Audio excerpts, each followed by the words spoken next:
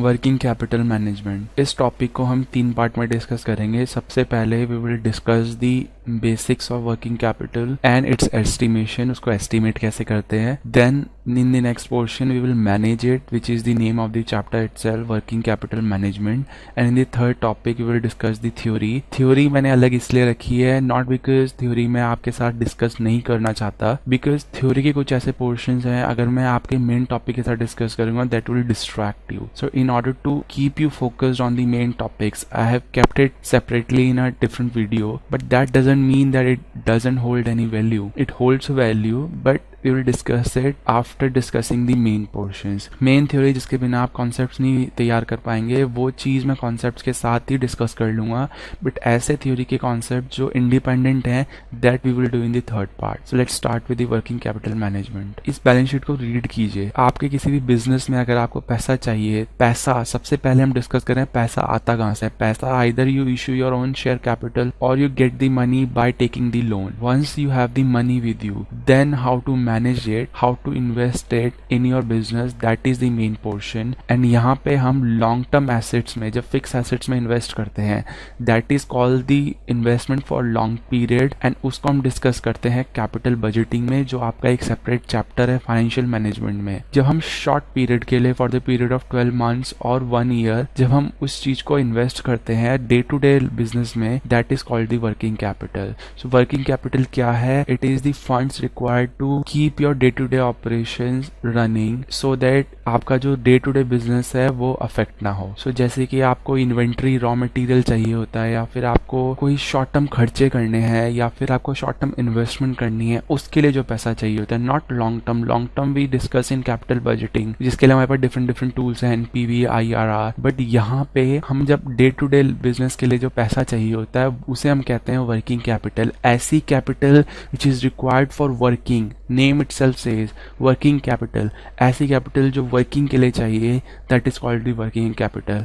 And when we try to manage it, then we call it working capital management, जो कि हमारे इस topic का पार्ट है। So you know working capital is current assets minus current liabilities. So आप इसको पढ़ते कैसे हैं working capital को? Working capital is said to be the capital that is invested in your day-to-day assets after meeting all your liabilities, all your obligations. This is called the working capital. It is the excess of current assets over current liabilities. It is the investment in short-term assets after meeting all your obligations, all your liabilities. See this concept here. आपके पास business में cash होता है, and when I say cash, I mean cash and cash equivalents. I also mean the bank account. ये जो पैसा है, या आप जो अपने पैसा प्रोक्योर किया है अपने फंड से या फिर सेकेंडरी सोर्सेज से, वहां से जो पैसा आता है, उससे पहले सबसे पहले रॉ मटेरियल खरीदते हैं। उस रॉ मटेरियल को आप प्रोसेस करते हैं, जिसको हम बोलते हैं work in progress. Work in progress means आप उसके अंदर ओवरहेड डालते हैं, अपने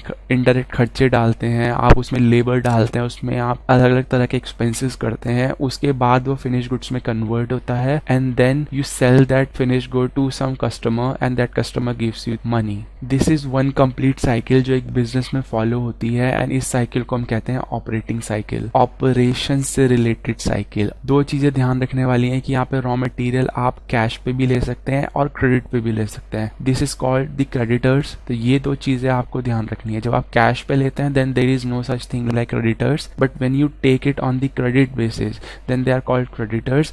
Cash basis पे we don't call them creditors, we call them creditors when they give us something on credit. Same जब आप debtors को कैश बेसिस पे पे करते हैं, कोई आपकी दुकान पे है, आपने उसे सामान बेच दिया, डायरेक्ट कैश आ गया।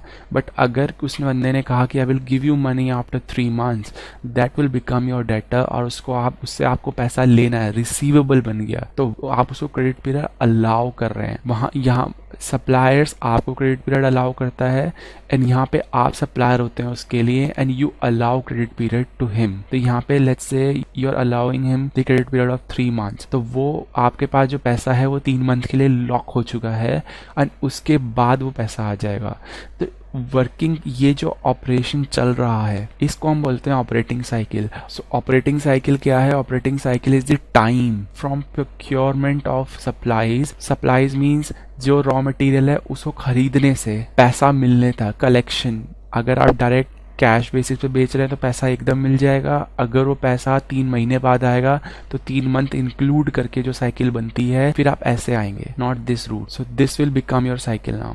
इसको कैलकुलेट कैसे करते हैं? इसको कैलकुलेट करते हैं रॉ मटेरियल का जो टाइम है, टाइम नॉट रॉ मटेरियल की value. It is raw material कितने टाइम के लिए आपके ऑपरेशंस में रहा, आपके गोडाउन में आपने कितने दिनों तक रॉ मटेरियल रखा, वो चीज, प्रोसेस में कितने दिनों तक रहा रॉ मटेरियल, वो टाइम, देन फिनिश गुड्स कितने समय तक आपने गुड्स को होल्ड करके रखा गोडाउन में, प्लस डेटर से कितने महीने तक आपको पैसा मिलना है, माइनस पेमेंट। जब आप क्रेडिट बेसिस पे किसी से सामान खरीदेंगे, रॉ मटेरियल खरीदेंगे, तो उसको पेमेंट भी तो करनी होगी। उस केस में ये जो रूट है वो और लंबा हो जाएगा, फिर आपको ऐसे जाना होगा। ऑपरेटिंग साइकिल वो पूरा टाइम है जो आपको एक्सटेंड करना है, बट यहाँ पे सप्लाईज इज टेकन नेगेटिव, क्योंकि ये पैसा मुझे 3 महीने बाद पे करना है। ऑपरेटिंग साइकिल 2 तरह की होती है, gross and net cycle. Net आप समझते हैं, नेट मीन्स सारी लायबिलिटीज को सेट ऑफ करके। रॉ मटेरियल की जो एवरेज कॉस्ट होती है divided by average consumption per day, ये आपको देगा डेज में वैल्यू। एवरेज कॉस्ट जो कि रुपीज में होगी, and cost per day, rupees per day, इसकी यूनिट होगी रुपीज पर डे। रुपीज से रुपीज कैंसिल हो जाएगा, एंड डे क्योंकि यहाँ पे फ्रैक्शन में है तो वो फ्रैक्शन अपॉन फ्रैक्शन मीन्स वो न्यूमिनेटर में चला जाएगा, and the value will come into days और मंथ्स और year, what ever the unit is. पूरी जो एवरेज कॉस्ट आपकी आ रही है रॉ मटेरियल की, जितना आपने रॉ मटेरियल जितना सप्लायर से खरीदा है वो पर डे कितना कंज्यूम हो रहा है, उससे डिवाइड कर देंगे, तो उससे आपकी रॉ मटेरियल का टाइम आ जाएगा कि कितने टाइम तक आपने उस रॉ मटेरियल को अपने पास रखा है, होल्ड करके रखा है। Same goes with WIP, average WIP cost divided by cost per day. Same goes with FG, debtors, average debtor value कितनी है आपकी, डेटर्स कितने के हैं, 4000 रुपए लेने हैं, और लेकिन हमने पर डे कितनी क्रेडिट सेल की, not cash sales. Cash sales में एकदम पैसा जाता है, क्रेडिट सेल्स। क्रेडिट सेल्स मतलब हमें उनसे पैसा 3 महीने बाद आएगा, तो पर डे हम कितनी क्रेडिट सेल्स कर रहे हैं उससे अगर डिवाइड कर देते हैं तब मेरी डेटर्स की वैल्यू आ जाती है। क्रेडिटर्स में credit purchases not cash purchases. Cash purchases में मुझे एकदम पैसा देना होता है, क्रेडिट परचेजेस में मुझे 3 महीने बाद पैसा देना होगा। तो उस चीज़ में मैं एवरेज क्रेडिटर्स की जो थी वैल्यू है, मुझे 50,000 पे करना है उन्हें, डिवाइडेड बाय मैंने उनसे पर डे कितना खरीदा उससे डिवाइड करता हूँ, तो then I get the value of the credit creditors period. Then outstanding expenses कितना मेरा नॉर्मल खर्चा बनता है total, and then divided by per day मेरा कितना खर्चा होता है उससे डिवाइड कर दूंगा, तो मेरे डेज आ जाएंगे कि मैंने कितने दिनों तक वो खर्चा किया, कि वो टोटल बन के एवरेज कॉस्ट बन जाती है। दिस इज सिंपल रेशियो, इसमें कोई कॉम्प्लिकेशन नहीं है। इसके लिए क्वेश्चन करते हैं जिससे आपका दिमाग खुल जाएगा। Raw material consumed is 60 lakh rupees, average stock of raw material 10 lakh rupees है, factory cost of goods sold is 105 lakh, average WIP stock है 437,500, finish goods 9.5 lakhs, average trade debtors 11.25, creditors 5 lakh, creditors expenses. Now what does this mean, creditor expenses? Creditors आपके raw material के भी हो सकते हैं and creditors आपके expenses के भी हो सकते हैं। मान लीजिए आपने कोई फैक्ट्री में खर्चा किया जिसके पैसे आपको किसी को 3 महीने बाद देने हैं, then he will become your creditor for expenses. This is the creditors for raw material and this is the creditors for expenses. तो जितने भी एक्सपेंसेस आपके आउटस्टैंडिंग है, here outstanding expenses are actually creditors for expenses. So it's one and the same thing, however you call it. This comes out as 5 lakh rupees. Days हम यहाँ पे 360 days assume करेंगे पूरे साल के, not 365, and this is the assumption given by ICI itself कि for the sake of simple calculation you can assume 360 days and not 365 days. Office cost of goods sold is 114 lakhs, credit sales आपकी 90 lakhs हैं, and expenses जो annually हो रहे हैं आपके वो है 30 लाख रुपीज। आपको gross operating cycle and net operating cycle calculate करनी है, टोटल साइकिल पूरे साल में कितनी हो रही है वो कैलकुलेट करनी है। देखते हैं सबसे पहले रॉ मटेरियल का जो पीरियड हमें टाइम कैलकुलेट करना है, दैट इज पूरे साल में 10 लाख का खर्चा था, this one, and per day अगर मुझे कैलकुलेट करना है तो मेरा पूरे साल का रॉ मटेरियल जो कंज्यूम्ड हुआ है वो मेरा 60 lakhs है, एंड साल में 360 दिन है, तो पर डे मेरा ये रेशियो कैलकुलेट होता है 0.167।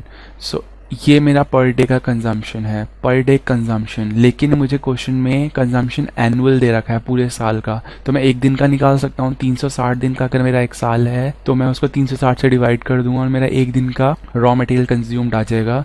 इसको मैं फॉर्मूले में रखता हूँ and I get 60 days. Formula आप एक बार दोबारा देखेंगे तो this is average raw material cost जो कि 10 लाख थी एंड कंजम्पशन पर डे पूरे साल का 60 था, एक दिन का हो गया divide by 360 and that gives me the value of the raw material storage period. Then WIP को कितने दिन तक होल्ड करके रख रहे हैं, WIP की वैल्यू है 437 एंड पूरे साल में WIP 437 रहती है। सो पर डे कितना आ जाएगा, that is 105,000 divided by 360। Why? Because मेरा factory cost of goods sold है। कॉस्ट में जो फैक्ट्री कॉस्ट है, आपको पता है WIP जो है वो फैक्ट्री में जनरेट होता है। रॉ मटेरियल को प्रोसेस कहाँ करेंगे, फैक्ट्री में ना, तो ये जो कॉस्ट होती है this is factory cost. So यहाँ पे I am taking the factory cost and not the office cost. So मेरी एनुअल फैक्ट्री कॉस्ट है 105 divided by 360 and this gives value as 15 days. 15 दिन के लिए मेरा रॉ मटेरियल जो है वो प्रोसेस में रहा। Then finish goods 950 is the value. इसको अगर स्टोर करेंगे तो इसमें मिलेंगे ऑफिस की cost, office cost of goods sold and office cost of goods sold है इतनी एनुअल। एक दिन की कैसे निकलेगी, 360 से डिवाइड करके, this will give me 30 days. Debtors मेरे वैल्यू पूरे साल की इतनी है, क्रेडिट सेल्स मेरी इतनी है, 360 से डिवाइड करेंगे, एक दिन की क्रेडिट सेल्स आ जाएगी, डेटर्स की value 45 days. Same goes with creditors, total value इतनी है, क्रेडिट परचेजेस 60 lakhs है, divide by 360, 30 days. Outstanding expenses, total खर्चा मेरा 5 लाख है, मेरा खर्चे के क्रेडिटर्स जो है वो 3 लाख हैं। सो एक दिन में मैंने कितना खर्चा किया, divide by 360, that gives me the outstanding payment period. और पेमेंट पीरियड लैग, कितने दिनों तक मैंने खींचा वो पैसा, कि मैंने कितने दिनों बाद उनका पैसा दिया है, दैट इज 60 डेज बाद। Gross operating cycles, that is raw material plus WIP, finish goods and debtors, 60 + 15 + 30 + 35, 150 days. Net operating cycle में हम क्रेडिटर्स भी ले लेंगे, जो कि क्रेडिटर्स आपके ट्रेड क्रेडिटर्स होंगे और आउटस्टैंडिंग एक्सपेंसेस से क्रेडिटर्स होंगे। सो 60 + 50 + 30 + 35 -30 एंड 60, ये कहते हैं एक्सपेंसेस आउटस्टैंडिंग, बट इनके क्रेडिटर्स, इनको हम एज क्रेडिटर्स भी मान सकते हैं। दैट्स वाई मैंने 30 डेज एंड 60 डेज दोनों लिए and this gives me value as 60 days. और फिर उन्होंने पूछा है कि number of operating cycles in a year, ऐसी ऑपरेटिंग साइकिल साल में कितनी बार होती हैं। तो मैं यहाँ पे नेट वैल्यू कंसीडर करूँगा, क्योंकि मेरी ऑपरेटिंग साइकिल जो होती है वो net, this is for my own calculation only, but the real formula is this one and that is the reason number of operating cycle जो पूरे साल में है, दैट इज 360 डिवाइडेड बाय 60। एक ऑपरेटिंग साइकिल 60 दिन की है, तो पूरे साल में कितनी हुई, 6 operating cycle. Now the main topic, working capital को एस्टिमेट कैसे करें। मेरे कुछ कहने से पहले please jot down this statement कि current assets, current liabilities and उसको सेट ऑफ करना है। You know working capital is current assets minus current liabilities. मैंने जस्ट इसको स्टेटमेंट में एक्सपैंड किया है, स्टॉक को, डेटर्स को, कैश को, प्रीपेड एक्सपेंसेस को एंड करंट लायबिलिटीज में क्रेडिटर्स एंड आउटस्टैंडिंग एक्सपेंसेस को। This is even simpler to understand, क्योंकि मैं जब करंट एसेट्स में से करंट लायबिलिटीज माइनस कर दूंगा, this will be my working capital. तो हम इसको एस्टिमेट कैसे करते हैं। सो यहाँ पे एस्टिमेट करते वक्त आप क्या करेंगे, करंट एसेट्स के सारे कंपोनेंट्स एस्टिमेट करेंगे, that is stock. Stock 3 part में डिवाइडेड होता है, raw material, WIP and FG। This is the कच्चा माल, दिस इज दी प्रोसेसिंग माल एंड दिस इज दी पक्का माल। फिर आप कैश, आपका करंट एसेट है जो कि आप अपने बिजनेस में रखते हैं मिनिमम।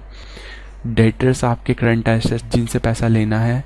शॉर्ट टर्म इन्वेस्टमेंट आपकी करंट एसेट्स हैं, इनको एस्टिमेट करेंगे इंडिविजुअली, तो मेरे सारे करंट एसेट्स एस्टिमेट हो जाएंगे।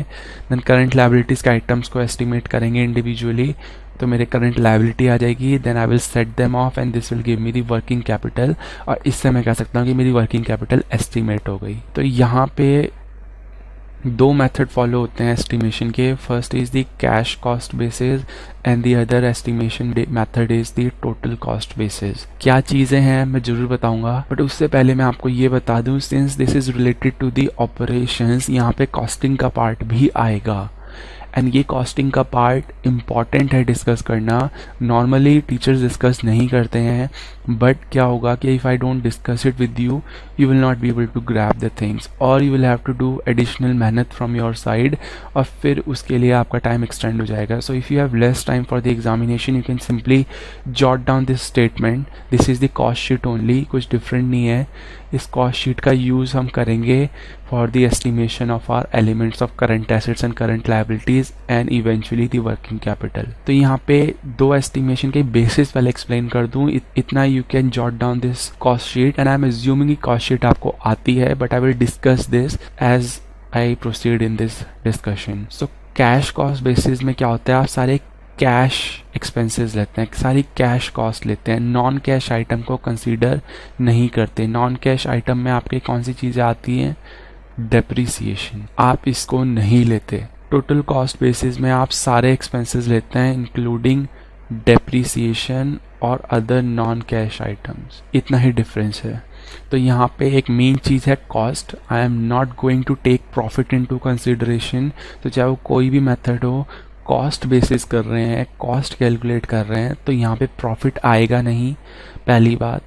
एंड दूसरी चीज़, यहाँ पे अगर वो कैश कॉस्ट बेसिस है तो मुझे डेप्रिसिएशन हटानी है सारे खर्चों में से. एंड अगर वो टोटल कॉस्ट है तो मुझे डेप्रिसिएशन सोचने की ज़रूरत नहीं है. Then I will have to focus only on the profit. Two elements, profit and depreciation, you have to remember here. So let me explain this to you. आप क्या करते हैं, सबसे पहले रॉ मटेरियल प्रोक्योर करते हैं, then you add direct expenses to it, subtract the closing stock from it and you get the raw material consumption. तो मेरा जो starting point है यहाँ पे, that is the raw material consumption. किसी question में आपको raw material consumption नहीं दे रखा है and they have given you the purchases, opening stock and the closing stock, then you can open it up and आप इसको इस तरीके से कंजम्पशन को कैलकुलेट कर सकते हैं. बट मेरा जो डिस्कशन वर्किंग कैपिटल में शुरू होगा, that will start with the consumption of raw material, जिसमें मैं direct labour and direct expenses जितने भी हैं वो ऐड करता हूँ. This gives me the prime cost. इस प्राइम कॉस्ट में फैक्ट्री के ओवरहेड्स ऐड करता हूँ. This gives me factory cost. And इसमें मैं एडमिनिस्ट्रेशन खर्चे ऐड करता हूँ. This gives me cost of production, cost of goods produced. And इसमें मैं अगर फिक्स्ड एसेट्स अपने एडजस्ट कर लेता हूँ, this gives me cost of goods sold. And जब मैं उसमें सेलिंग ओवरहेड ऐड कर देता हूँ, this gives me cost of sales. And जब उसमें प्रॉफिट ऐड कर देता हूँ, दिस गिव्स मी सेल्स. इसको नोट करना इंपॉर्टेंट इसलिए भी है because this is called the statement of projected profitability. तो जब एक क्वेश्चन आपसे पूछा जाता है स्टेटमेंट ऑफ प्रोजेक्टेड प्रॉफिटेबिलिटी, वहाँ पे आपको यही स्टेटमेंट बनानी होती है. तो this will come handy there as well. So please note down this. आपको मेन पॉइंट जो इसमें याद करना है, that is your consumption, first part. Second your cost of goods produced, and third is your cost of goods sold. Fourth your cost of sales, and fifth is your cost, fifth year sales value, जो कि आपकी normally पता ही होंगी.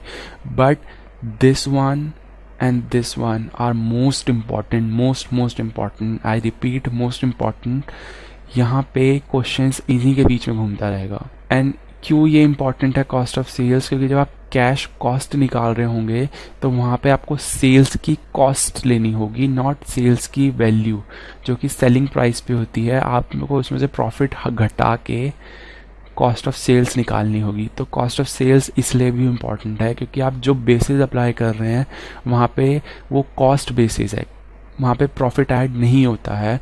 And that is the reason cost of sales यहाँ पे important है. Another relevance of this statement is, जब मैं डिस्कस करूँगा एक्साइज और वैट आपसे, क्योंकि कुछ क्वेश्चन एक्साइज और वैट को इंक्लूड करते हैं, तो उन क्वेश्चन, उस टाइप के क्वेश्चंस को डील करने में भी ये चीज़ बहुत मदद करेगी. क्योंकि एक्साइज ड्यूटी जो होती है वो आपको कॉस्ट ऑफ गुड्स प्रोड्यूस्ड पे देनी होती है, एंड वैट जो आप पे करते हैं दैट यू पे ऑन दी सेल्स वैल्यू. तो सबसे पहले कि मैंने बताया था, अगर आपको वर्किंग कैपिटल को एस्टिमेट करना है, you estimate the current assets, you estimate the current liabilities, and then you set them off with each other and you get the working capital estimation.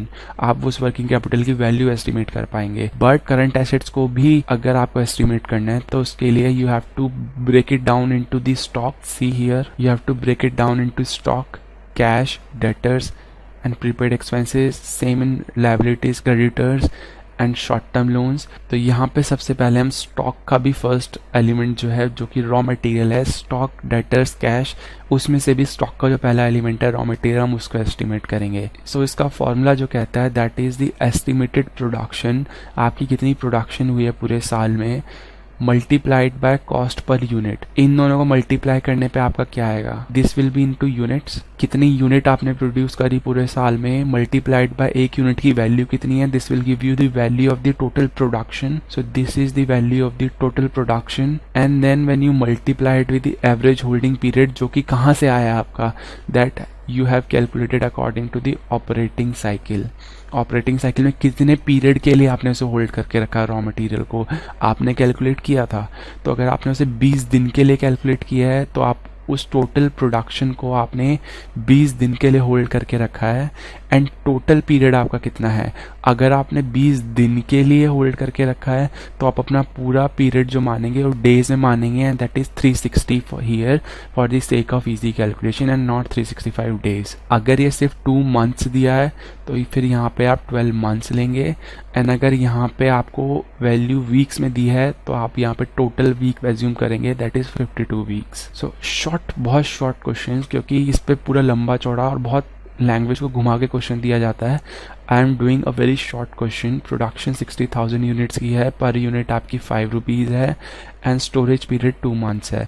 तो आपकी रॉ मटेरियल कॉस्ट कितनी आएगी, raw material stock की cost कितनी आएगी, that is 60,000 into 5, ये पूरे साल की कॉस्ट हो गई। उसमें से मैंने उसे सिर्फ दो महीने होल्ड किया एंड टोटल पीरियड मेरा 12 मंथ है। तो 12 मंथ में से मैंने सिर्फ से 2 महीने होल्ड किया तो मेरी 2 महीने की कॉस्ट आ गई 50,000। अगर मेरे पूरे साल में 6 ऑपरेटिंग साइकिल हैं तो मैं इसको 6 से मल्टीप्लाई कर दूंगा और मेरी पूरी यही वैल्यू आ जाएगी, that is this one. I am just proportionating it कि मेरी वैल्यू कितनी रही 2 महीने की। अनदर क्वेश्चन, प्रोडक्शन मेरी 12,000 यूनिट्स हैं, रॉ मटेरियल पर यूनिट कितना है, raw material per unit 2 kg use होता है। आपकी घंटी बच जानी चाहिए यहाँ पे, क्योंकि रॉ मटेरियल पर यूनिट जो है वो रुपीस में है, तभी तो आप जब 2000 को रुपीज से मल्टीप्लाई करते हैं तो आपकी टोटल कॉस्ट आती है, जिसको आप प्रोपोर्शनेट करते हैं। बट यहाँ पे ये चीज़ नहीं दे रखी है, यहाँ पे केजीज में वैल्यू दी है। इसका अगर आपको मतलब बताऊं तो अगर 2 कंपोनेंट्स हैं x और y, इन दोनों को मिला के एक कंपोनेंट बनता है एक्स वाई। आप ना x को यूज़ कर रहे हैं, आप ना y को यूज़ कर रहे हैं, क्योंकि दोनों ऐसे केमिकल्स हैं जो आपके डायरेक्टली यूज़ नहीं होंगे, आपको उसको मिक्स करके तब यूज़ करना पड़ेगा। या फिर 2 पेंट हैं, आप इंडिविजुअल पेंट यूज़ नहीं कर सकते, आप पहले उसे मिक्स करेंगे and then you will use the paint. तो यहाँ पे एक्स वाई यूज़ हो रहा है। उन्होंने एक्स वाई की वैल्यू बताई कि एक्स वाई का वेट कितना है। एक यूनिट जो मैं यूज़ कर रहा हूँ वो एक्स वाई की यूज़ कर रहा हूँ एंड उसका वेट 2.5 किलो है। उसकी जो वैल्यू है वो नहीं बताई। उन्होंने बताया 1 किलो का जो पर यूनिट रेट है दैट इज़ 4 रुपीज़। तो 1 किलो अगर 4 रुपये का आता है और मेरे लिए 1 यूनिट 2.5 किलो की है, तो मेरे लिए 1 यूनिट 2.5 किलो की है, तो मैं तो पर यूनिट कॉस्ट कैलकुलेट करता हूँ ना। मेरे लिए per unit cost calculation important है, नॉट उसका वेट। तो मेरे लिए पर यूनिट जो है वो 2.5 किलो है, मुझे उसकी कॉस्ट निकालनी है और 1 किलो का वेट है 4, तो मैं दोनों को मल्टीप्लाई कर दूंगा तो मेरी 1 यूनिट की कॉस्ट आ जाएगी। मैं उनको जब मल्टीप्लाई कर दूंगा, यहाँ पे मेरी 1 यूनिट की वैल्यू आ गई। जब मैं इस 12,000 को 10 रुपये से मल्टीप्लाई कर दूंगा, this will give me the value of total raw material for the whole year. इसको मैं प्रोपोर्शनेट कर दूंगा कि 2 महीने के लिए मैंने इसे होल्ड करके रखा, and this will give me 20,000 rupees. यहाँ पे एक और चीज़ है जो नॉर्मली कोई डिस्कस नहीं करता है, I will discuss with you. मैं अगले पोर्शन पे जाऊँगा। I am keeping this pending and I will come back to you, and मैं आपके साथ ये चीज़ डिस्कस करूंगा। ये क्या है मैं आपको ये भी नहीं बताऊंगा। सेकंड कंपोनेंट स्टॉक का, अभी हम स्टॉक ही डिस्कस कर रहे हैं। स्टॉक का सेकंड कंपोनेंट है work in progress. Work in progress को समझना बहुत इंपॉर्टेंट है, क्योंकि ये बहुत कॉम्प्लिकेटेड हो जाता है अगर आप इसको नहीं समझ पाए। प्रोसेस समझिए। सबसे पहले आप रॉ मटेरियल लेते हैं, उसको मशीन में डालते हैं जहाँ पे वो प्रोसेस होता है and it gives you the finish goods. So यहाँ पे आप सिर्फ रॉ मटेरियल नहीं डाल रहे हैं, आप यहाँ पे अपना लेबर भी डालते हैं, यहाँ पे आप अपने खर्चे भी डालते हैं जिन्हें हम ओवरहेड्स कहते हैं। तो यहाँ पे वर्क इन प्रोग्रेस 3 चीज़ों से जुड़ के बना होता है, that is the raw material, labour and manufacturing expenses, जो मैन्युफैक्चर करने के लिए जो खर्चे हो रहे हैं, आप उसमें ऑयल डाल रहे हैं, आप उसको मशीन चलाने के लिए बिजली यूज़ कर रहे हैं, वो सब खर्चा आपका मैन्युफैक्चरिंग खर्चा हो गया, वो भी वर्क इन प्रोग्रेस में इंक्लूड होता है। इलेक्ट्रिसिटी हो गई, स्टीम एक्सपेंसेस हो गए, ये सब खर्चे आपके मैन्युफैक्चरिंग एक्सपेंसेस में आते हैं। तो यहाँ पे मैं वर्क इन प्रोग्रेस को एक सिंगल वैल्यू से कैलकुलेट नहीं कर पाऊंगा।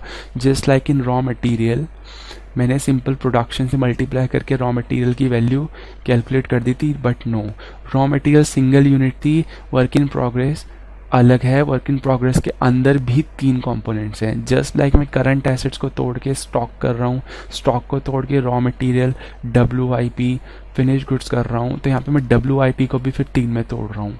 तो माइंड मैप बना के चलिए कि आप कर क्या रहे हैं। इसके बाद I will come to the debtors, I will come to cash, I will come to short term assets, ये सब चीज़ें।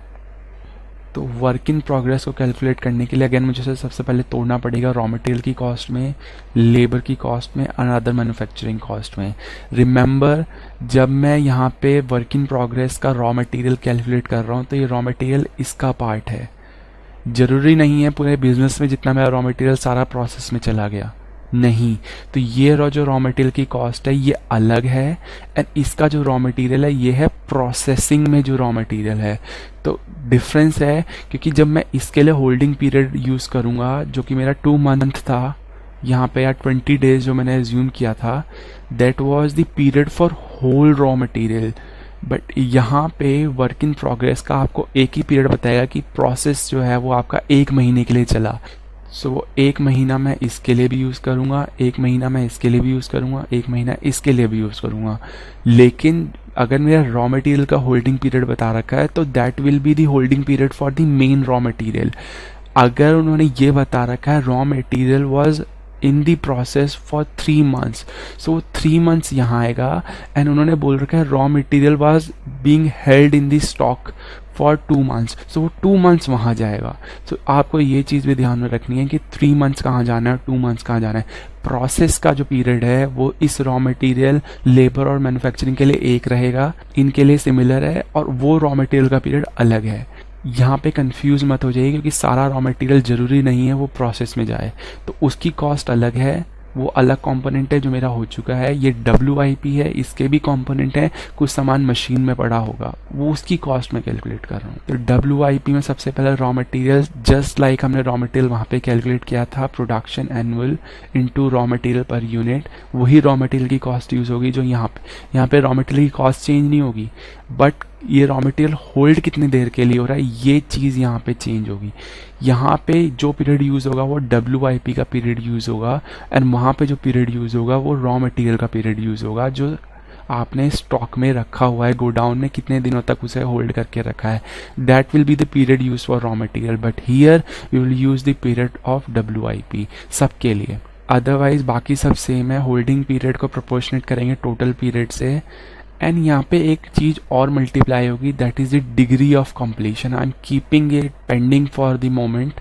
मैं लेबर कॉस्ट पे जा रहा हूँ, पूरे साल कितनी प्रोडक्शन हुई, उस पर वेजेस मैंने पर यूनिट कितने दिए, ये मेरा आ जाएगा labour cost for the whole year. इसको मैं प्रोपोर्शनेट कर दूंगा। मान लीजिए मैं लेबर सिर्फ प्रोसेस में 3 महीने के लिए डाली, या फिर सिर्फ 1.5 महीने के लिए डाली, प्रोसेस यहाँ भी 1.5 महीना आएगा, एंड यहाँ भी 1.5 महीना आएगा। डिग्री ऑफ कंप्लीशन से अगेन मल्टीप्लाई करेंगे, ये क्या चीज़ है मैं अभी डिस्कस करता हूँ।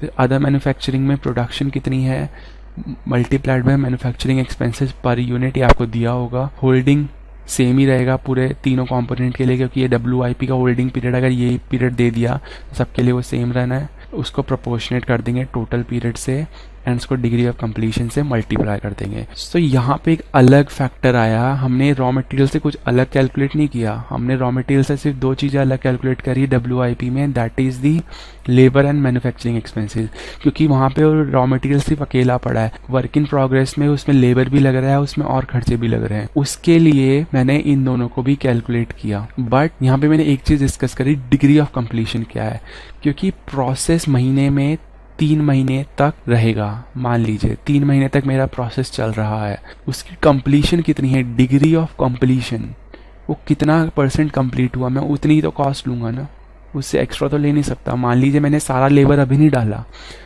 मैंने कुछ लेबर अभी डाला, कुछ लेबर मुझे बाद में डालना है। तो मान लीजिए मैंने 40% लेबर डाला, तो मुझे कॉस्ट भी फिर 40% ही लेनी है ना, मुझे पूरी कॉस्ट नहीं लेनी है। यहाँ पे मैंने रॉ मटेरियल जो है सिर्फ 60% डाला, इसमें डलना था 100%, बट मैंने 60 डाला, तो मुझे सिर्फ 60% की कॉस्ट लेनी है ना, तो मैं उसको 60% से मल्टीप्लाई करूँगा।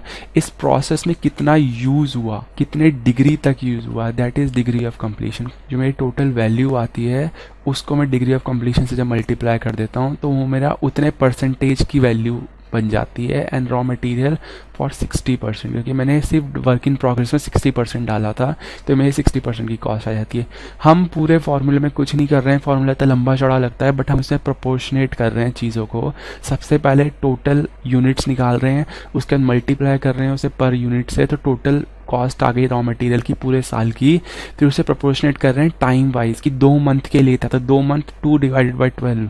फिर उसके बाद मैं उसे प्रोपोर्शनेट कर रहा हूँ डिग्री ऑफ कंप्लीशन के हिसाब से। तो यहाँ पे अगर कुछ ना कहा हो, अगर क्वेश्चन साइलेंट हो, पहली बात अगर क्वेश्चन ने कह दिया कि मैंने रॉ मटेरियल 40% डाला है, then you have to use this rate, you can not do anything else, you have to use this rate. अगर उसने कह दिया लेबर और मैन्युफैक्चरिंग एक्सपेंसेस जो हैं वो 45% और 30% है, then you will have to use these rates. अगर क्वेश्चन स्पेसिफाई कर रहा है then you can not deny the demand of the question. अगर कुछ नहीं कहा है, क्वेश्चन साइलेंट है, क्वेश्चन ने सिर्फ आपको values they the but degree of completion के बारे में कुछ नहीं कहा है, एंड 90% केसेस में यही होने वाला है, वो एक लैंग्वेज लिख देगा, वो लैंग्वेज क्या है वो हम क्वेश्चन में समझेंगे, बट वो साइलेंट रहेगा। तो उस केस में हम जो एज्यूम करते हैं rates, that is the 100%, 50 and 50। आप कहेंगे इसका बेसिस क्या है? इसका बेसिस ये है कि हम ये एज्यूम करते हैं कि जब मैं प्रोसेस शुरू कर रहा हूँ, अगर मुझे क्वेश्चन में कुछ नहीं बताया गया, then I will introduce the complete 100% raw material at the beginning of the process. ऐसा हो सकता है अगर उसने आपको 50% बताया और उसने ये कहा कि बचा हुआ 50% इतने मंथ बाद है, that is a different case. But यहाँ पे हम अगर कुछ नहीं कहा है तो वी विल अज्यूम कि हमने 100% शुरुआत में ही डाल दिया। बट लेबर और अदर मैन्युफैक्चरिंग एक्सपेंसेस अगर हम दिमाग से सोचें तो सारा लेबर एकदम नहीं आएगा।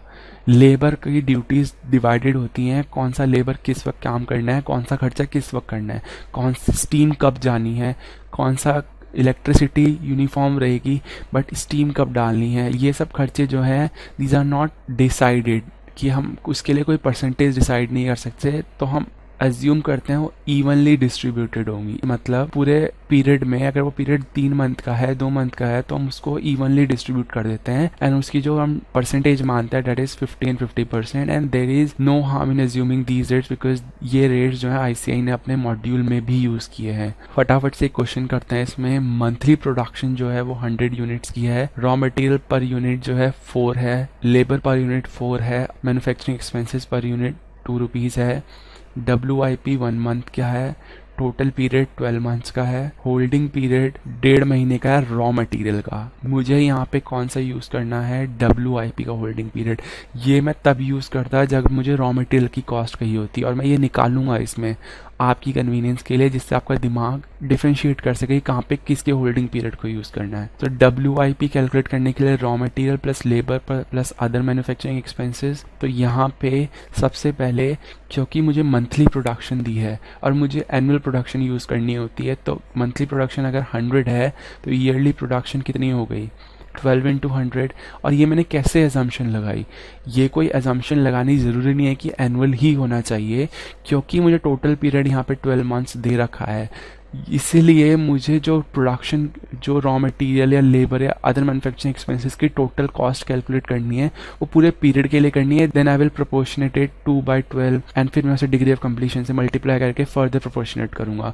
बट क्योंकि यहाँ पे 12 मंथ्स कह दिया, अगर उसने कहा होता टोटल पीरियड 3 मंथ्स है, तब मैं यहाँ पे क्या यूज़ करता, तब मैं यहाँ पे 100 into 3 300 यूनिट्स टोटल यूज़ करता।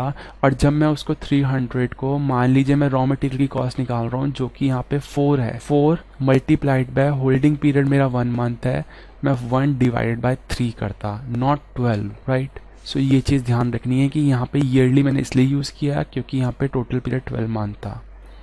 तो 1200 यूनिट्स मेरी ईयरली प्रोडक्शन आ गई। 1200 मल्टीप्लाइड बाय 4 रॉ मटेरियल की कॉस्ट निकाली, 1 डिवाइडेड बाई 12, क्योंकि मैं यहाँ पे WIP का पीरियड यूज़ करूँगा and not the period of raw material जो कि मुझे दिया हुआ है। Labour 1200 into 4 into 1 divide by 12 and further proportionate करेंगे 50%, क्योंकि यहाँ पे मुझे कुछ कहा नहीं गया है तो मैं उसको एज्यूम करूँगा 50% है। मुझे उसको फर्दर प्रोपोर्शनेट करना है 50% तक। अदर मैन्युफैक्चरिंग 50% एंड मेरी वैल्यू आ गई 100, सो मेरा WIP की टोटल कॉस्ट आ गई 700। So you see here current assets को तोड़ के और उसके भी स्टॉक को तोड़ के हम रॉ मटेरियल WIP एंड उसको भी और तोड़ के हम कैलकुलेट कर रहे हैं। तो WIP हमें कैलकुलेट करना आ गया। अगर आप मेरे से पूछें इसी क्वेश्चन में कि अगर मुझे रॉ मटेरियल कॉस्ट कैलकुलेट करनी होती, एंड ये चीज़ हम करेंगे जब हम करंट एसेट्स कैलकुलेट करेंगे, जब हम वर्किंग कैपिटल निकालेंगे तो रॉ मटेरियल की कॉस्ट कैसे निकालेंगे, हम रॉ मटेरियल कॉस्ट निकालेंगे टोटल ईयरली प्रोडक्शन 1200 थी, पर यूनिट कॉस्ट 4 थी। And remember per unit change नहीं होता दोनों में, पर यूनिट सेम ही रहेगा क्योंकि पर यूनिट उसकी कॉस्ट कितनी है वो तो सेम ही रहनी है। बट यहाँ पे होल्डिंग पीरियड रॉ मटेरियल का, रॉ मटेरियल गोडाउन में कितना होल्ड किया that is half month, and raw material process में कितना होल्ड किया 1 मंथ। यहाँ पे डिफरेंस आ जाता है। डिवाइड बाई 12 इसकी कॉस्ट है 200। तो जब मैं करंट एसेट्स कैलकुलेट करूंगा तो मैं 200 प्लस अपने 700 प्लस करूंगा प्लस अदर चीज़ें। केस 2 में यहाँ पे ले रहा हूँ कि degree of completion raw material 75% है, लेबर 60% है, अदर मैन्युफैक्चरिंग 45 है। सेम ऊपर वाला क्वेश्चन है तो ये चीज़ तो सेम रहनी है, बस डिग्री ऑफ कंप्लीशन चेंज हो जाना है 45 और मेरा WIP आ जाएगा 630 रुपीज़। एक और अच्छा क्वेश्चन करते हैं इस पे। एनुअल प्रोडक्ट 60,000 यूनिट्स हैं, तो अगर उन्होंने एनुअल बोल दिया है दैट मीन्स मेरा टोटल पीरियड जो है वो 12 मंथ्स का हो गया। पर यूनिट आपको कॉस्ट दे रखी है manufacturing 3 rupees including depreciation, and here I will discuss additional concept that is the cash basis and total cost basis। तो करंट एसेट्स हम कौन से बेसिस पे कैलकुलेट कर रहे हैं हम वो चीज़ यहाँ पे देखेंगे। Selling and distribution overhead 2 rupees per unit. Production cycle जो है वो हाफ मंथ चली। प्रोडक्शन साइकिल मतलब कि आपका प्रोसेस प्रोडक्शन में कितने समय तक है वो चीज़। So this is the WIP holding period. आपके पास केसेस हैं। सबसे पहला, अगर आपके पास कोई इन्फॉर्मेशन गिवन नहीं है, कोई इन्फॉर्मेशन गिवन नहीं है तो WIP का स्टॉक आप कैसे कैलकुलेट करेंगे। 60,000 into raw material per unit divide by 12 multiplied by half month के लिए। हाफ मंथ मेरा जो होल्डिंग पीरियड था WIP का प्रोडक्शन पीरियड मल्टीप्लाइड बाय 100, क्योंकि since there is no information given, question specifically बोल रहा है no information is given, so I will use these rates 150 and 50। But यहाँ पे एक इंपॉर्टेंट चीज़ है, लेबर का you can do yourself very easy, but manufacturing में मैंने 2 की यूज़ किया जब मैन्युफैक्चरिंग की कॉस्ट जो थी वो 3 रुपये थी, क्योंकि मैं यहाँ पे अज्यूम कर रहा हूँ कि मैं कैश कॉस्ट बेसिस पे अपनी कैलकुलेशन कर रहा हूँ। एस्टिमेशन के 2 बेसिस होते हैं एंड हम ये एज्यूम करते हैं अनलेस मेंशन्ड अदरवाइज। वैसे आप कुछ भी एज्यूम कर सकते हैं, कुछ बुक्स में कैश कॉस्ट बेसिस को डिफॉल्ट बेसिस माना जाता है एंड कुछ और केसेस में टोटल को माना जाता है। तो यहाँ पे I am assuming always cash cost basis, जहाँ पे टोटल यूज करना होगा आई विल स्पेसिफाई टोटल करें। बट अगर क्वेश्चन में कुछ मेंशन नहीं है तो आप जो भी मेथड यूज कर रहे हैं उसके नीचे नोट दे दीजिए that I am assuming this method. तो यहाँ पे मुझे 3 रुपये ना यूज़ करके 3 में से डेप्रिसिएशन माइनस करके 2 रुपये पर यूनिट यूज़ करना पड़ेगा and this is how I do cash cost basis. तो इतना हार्ड नहीं है, सिर्फ मुझे डेप्रिसिएशन पोर्शन हटाना होता है। जब हम आगे जाएंगे तो हम प्रॉफिट वाले पोर्शंस भी देखेंगे। अभी सिर्फ मैंने आपके साथ डेप्रिसिएशन डिस्कस किया। फिर आपके पास आता है एक्सपेंसेस इनकर्ड इवनली। मैंने आपको ये चीज़ बताई थी, ये जो लैंग्वेज है इवनली इनकर्ड ये 50-50 को ही दर्शाती है एंड यहाँ पे क्योंकि सिर्फ एक्सपेंसेस के बारे में कहा है तो यानी रॉ मटेरियल के बारे में कुछ नहीं कहा। रॉ मटेरियल के बारे में जब कुछ नहीं कहा तो हम 100 यूज़ करेंगे, और अगर इवनली कह दिया दैट मीन्स उसने 50-50 अपने आप ही कह दिया है। तो मेरा आंसर जो है बी केस में वो सेम रहना है। सी केस में यहाँ पे उसने कहा है कि material issued at the beginning of the process and expenses accrued evenly. So ये चीज़ मैंने आपसे डिस्कस की थी कि हम अज्यूम करते हैं हम प्रोसेस को बिगिनिंग में ही डाल रहे हैं। अगर कुछ ना कहा हो या ये कह दिया हो बिगिनिंग में, अगर कुछ ना कहा हो या इवनली कह दिया हो तो हम यही रेट्स लेते हैं। तो सी में भी मेरा यही आंसर रहना है। डी में उसने क्या कहा है, डी में उसने कहा है WIP is 50% complete as to the conversion cost. Cost sheet अगर लिखी है जो मैंने आपको लिखवाई है या फिर वो भी छोड़िए, प्रोसेस में जितनी भी कॉस्ट लग रही है उसको कन्वर्ट करने में into finish goods, that is the conversion cost, और वो लगता है labour and manufacturing overhead. So 4th part में हमें ये कहा है कि WIP 50% complete as to conversion cost. So degree of completion कितनी कही है उसने कन्वर्जन कॉस्ट के लिए 50।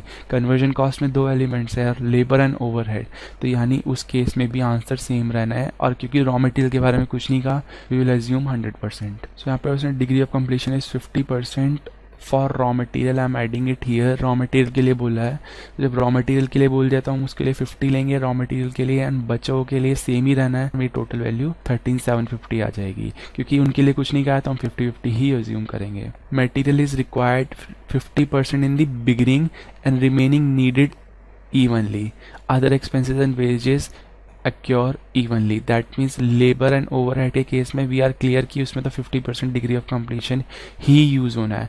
बट यहाँ पे उसने कहा material required 50% in the beginning, मतलब यहाँ पे हमने सिर्फ 50% डाला एंड रिमेनिंग 50% जब चाहिए होगा हमने उसे इवनली डिस्ट्रीब्यूट कर दिया। इसको कैलकुलेट करने के लिए 60,000 ये जो टोटल कॉस्ट है उसकी मल्टीप्लाइड बाय 50%। सो यहाँ पे 50% is the introduction of goods into the work in progress. So 50-50 तो वो हो गया, 50 पहले किया, ये कोई भी रेशो हो सकता है, 60% अभी किया, 40 बाद में करेंगे। तो ये तो इंट्रोडक्शन का प्रपोर्शन है। डिग्री ऑफ कंप्लीशन लेनी है as per the language written. उसने लैंग्वेज लिखा है कि रिमेनिंग 50 इज नीडेड इवनली। जब इवनली वर्ड लिख दिया तो हम 50% लेंगे और बचे हुए के लिए हम लेंगे 100%। मैंने आपको बताया था प्रोसेस बिगिनिंग में जो भी डालेंगे उसका रेट 100% लेंगे। यहाँ पे क्वेश्चन आपको कंफ्यूज कर रहा है क्योंकि उसने बोला है 50% मैंने डाला है बिगिनिंग में एंड 50% डाला है बिगिनिंग के बाद में। बट इस 50% का जो डिग्री ऑफ कंप्लीशन है इससे हम 100% लेंगे क्योंकि ये बिगिनिंग में इंट्रोड्यूस हो रहा है, एंड बाकी बचे हुए का हम लेंगे 50% क्योंकि ये इवनली एक्योर हो रहा है। तो यहाँ पे मेरी ये वैल्यूज आ जाएंगी एंड टोटल में वर्क इन प्रोग्रेस की वैल्यू इतनी आ जाएगी। रिकैप फटाफट से हमने क्या क्या किया। हमने वर्किंग कैपिटल में आपको बताया कि वर्किंग कैपिटल हम स्टार्ट करेंगे बाय एस्टिमेटिंग इट, जिसमें करंट एसेट्स करंट लायबिलिटीज होती हैं उनको सेट ऑफ करना होता है। करंट एसेट्स के आइटम होते हैं stock, debtors, cash, investment, short term investments. उसमें भी स्टॉक के 3 आइटम्स होते हैं, raw material, WIP and finish goods. WIP के भी 3 आइटम होते हैं, raw material, labour and overhead. Labour and overhead अगर आपके पास कुछ नहीं दिया हुआ then you will assume 50-50% and raw material case में आप अज्यूम करेंगे बिगिनिंग ऑफ द पीरियड, और जो भी बिगिनिंग में होता है उसकी डिग्री ऑफ कंप्लीशन हमेशा 100 ली जाती है। अगर कुछ नहीं कहा तब भी 100 लेंगे, स्पेसिफिकली मेंशन्ड है तो वो रेट लेंगे। यहाँ पे मैंने डिस्कस किया ऑपरेटिंग साइकिल का कि ऑपरेशंस जो है वो एक साइकिल में कितने डेज के लिए रुके हुए हैं, वो ऑपरेटिंग साइकिल डिपिक्ट करती है कि सप्लाई से लेके कलेक्शन तक का कितना टाइम है, वो ऑपरेटिंग साइकिल हमें बताती है। वो हमने कैलकुलेट की। वो फर्स्ट टाइप का क्वेश्चन था, उसके 3-4 क्वेश्चन ICAI मॉड्यूल में जरूर दिए हैं, प्लीज़ उसे करना। उसके बाद हमने एस्टिमेशन में शुरुआत की थी, तो हमने अभी तक रॉ मटेरियल और WIP कर लिया। हम फिनिश गुड स्टार्ट कर रहे हैं। फिनिश गुड स्टार्ट करने के बाद हमारा स्टॉक पार्ट खत्म हो जाएगा and then we will move to the debtors part. Finish goods में भी same production into cost of production. This is important now, क्योंकि कॉस्ट ऑफ प्रोडक्शन जो लोगे आप पर यूनिट, ये आपकी उस कॉस्ट शीट से आएगी जो मैंने आपको लिखवाई थी। ओके, तो कॉस्ट शीट में cost of goods produced, cost of goods sold, cost of sales, ये 3 चीज़ें मैंने आपको याद करने के लिए बोली थी। अगर आपने नोट किए हैं तो उसको कैलकुलेट करते हैं। तो यहाँ पे वो चीज़ होनी है। रॉ मटेरियल, WIP, इनके रेट स्पेसिफिकली इन्हीं के नाम से मेंशन होते हैं, बट कॉस्ट ऑफ प्रोडक्शन के आइटम्स टूटे हुए होते हैं। इसमें रॉ मटेरियल भी होता है, इसमें कौन सा ओवरहेड आना है, मैन्युफैक्चरिंग ओवरहेड आना है, एडमिनिस्ट्रेटिव ओवरहेड आना है, सेलिंग नहीं आना है, वो चीज़ हम डिस्कस करेंगे। And yes, one thing that I have forgotten to discuss here, that here there is no application of selling and distribution overhead, because ये मेरे WIP तक का कोई पार्ट इनको कंक्लूड नहीं करता। WIP is a part of the factory, and ये जो मेरा केस आता है वो सेलिंग के वक्त आता है, and that will come when I will do the debtors part. Holding period again उसे प्रोपोर्शनेट करेंगे। डिग्री ऑफ कंप्लीशन की कोई बात ही नहीं, क्योंकि जो भी गुड्स मेरे पास आएंगे वो हमेशा 100% कंप्लीट ही होंगे। तो कॉस्ट ऑफ प्रोडक्शन में मेरा रॉ मटेरियल, लेबर, ओवरहेड, कौन से ओवरहेड, मैन्युफैक्चरिंग ओवरहेड, क्योंकि फैक्ट्री में है तो मैन्युफैक्चरिंग से रिलेटेड होंगे, एंड एडमिनिस्ट्रेटिव ओवरहेड। ये दो जगह पे कंफ्यूज करेगा आपको, क्योंकि अगर क्वेश्चन में दिया है finished goods are valued at factory cost, तो फैक्ट्री कॉस्ट में मेरे सिर्फ ये तीन आते हैं। आपको पता है फैक्ट्री में क्या हो रहा है, रॉ मटेरियल लग रहा है, लेबर लग रहा है, ओवरहेड हो रहा है, WIP तक का काम हो रहा है। बट अगर उसने बोला है कॉस्ट ऑफ गुड्स प्रोड्यूस्ड पे वैल्यू हो रहा है, valued at cost of goods produced, तो उसमें आप एडमिनिस्ट्रेटिव चार्जेस भी लेंगे, क्योंकि उसमें फिर सुपरविजन चार्जेस और चार्जेस भी लग जाते हैं। That is why I told you कि यहाँ पे कौन सी वैल्यू लेनी है वो इन चीज़ों पे डिपेंड करेगा। अगर उसने बोला है फैक्ट्री कॉस्ट तो आप raw material, labour, manufacturing overhead लेंगे। अगर उसने बोला कॉस्ट ऑफ गुड्स प्रोड्यूस तो आप यहाँ पे एडमिनिस्ट्रेटिव ओवरहेड भी लेंगे। प्लस यहाँ पे एक और चीज़ आती है जो बहुत कंफ्यूज करती है इस केस में, एक्साइज ड्यूटी। क्योंकि एक्साइज ड्यूटी जो होती है वो कॉस्ट ऑफ गुड्स प्रोड्यूस्ड पे दी जाती है। एक्साइज ड्यूटी का अगर मैं आपके पास कहानी डिस्कस करूं तो जब भी जैसे ही हम गुड्स मैन्युफैक्चर कर लेते हैं उस पर एक्साइज ड्यूटी की लायबिलिटी हमारी बैठ जाती है। गवर्नमेंट कहती है एक्साइज एक्ट में कि you have to charge duty on the goods manufacture. Excise duty जो होती है, एक्साइज ड्यूटी वो पे होती है मैन्युफैक्चर पे। जैसे जैसे मैन्युफैक्चरिंग हो जाती है आपको एक्साइज ड्यूटी की प्रोविजंस बनाने होते हैं। एक्साइज ड्यूटी आपकी मैन्युफैक्चर पे, जैसे ही आपने गुड्स मैन्युफैक्चर करे वो कभी भी रिमूव हो रहा है फैक्ट्री में, आपने बना के रख दिए 3 महीने तक, कोई मतलब नहीं बनता। अगर वो 3 महीने बाद भी रिमूव हो रहे हैं आप तो उसे अभी एक्साइज ड्यूटी मान लोगे, आप एक्साइज ड्यूटी अभी की वैल्यू पे कैलकुलेट कर लोगे। तो इसलिए एक्साइज ड्यूटी यहाँ पे इंपॉर्टेंट है, क्योंकि जब कॉस्ट ऑफ गुड्स प्रोड्यूस्ड आप कैलकुलेट करते हैं तो फिनिश्ड गुड्स की वैल्यू में आपकी एक्साइज ड्यूटी की वैल्यू भी एडिड होती है। एंड क्योंकि excise duty cost of goods produced में कैलकुलेट होती है तो अब आप कॉस्ट ऑफ गुड्स प्रोड्यूस्ड उस पर एक्साइज ड्यूटी उन दोनों को ऐड करोगे and then you will send it to the cost of production. So यहाँ पे फिर एक्साइज ड्यूटी का एक पोर्शन अलग आ जाएगा। सो सबसे पहले क्वेश्चन करते हैं, रॉ मटेरियल पर यूनिट 5 है, labour 4, total unit 60,000, annual manufacturing है आपका 3 पर यूनिट, इसमें डेप्रिसिएशन है 1, कैश कॉस्ट बेसिस लेंगे हम यहाँ पे, administrative expenses 1 per unit, selling overhead 2, holding period जो है गुड्स का वो 2 मंथ है। कुछ इन्फॉर्मेशन नहीं दी तो हम किस पे कैलकुलेट करेंगे, हम कैलकुलेट करेंगे कॉस्ट ऑफ गुड्स प्रोड्यूस पे, that is the option be here. जब क्वेश्चन साइलेंट है तो हम इस पे जाएंगे, फैक्ट्री कॉस्ट पे नहीं जाएंगे, क्योंकि हमें ही पता है गुड्स हमेशा अलग रखे जाते हैं और उस पर वहाँ की कॉस्ट भी ऐड होगी, तो हमेशा फैक्ट्री से बाहर जाएंगे और गोडाउन में स्टोर होंगे।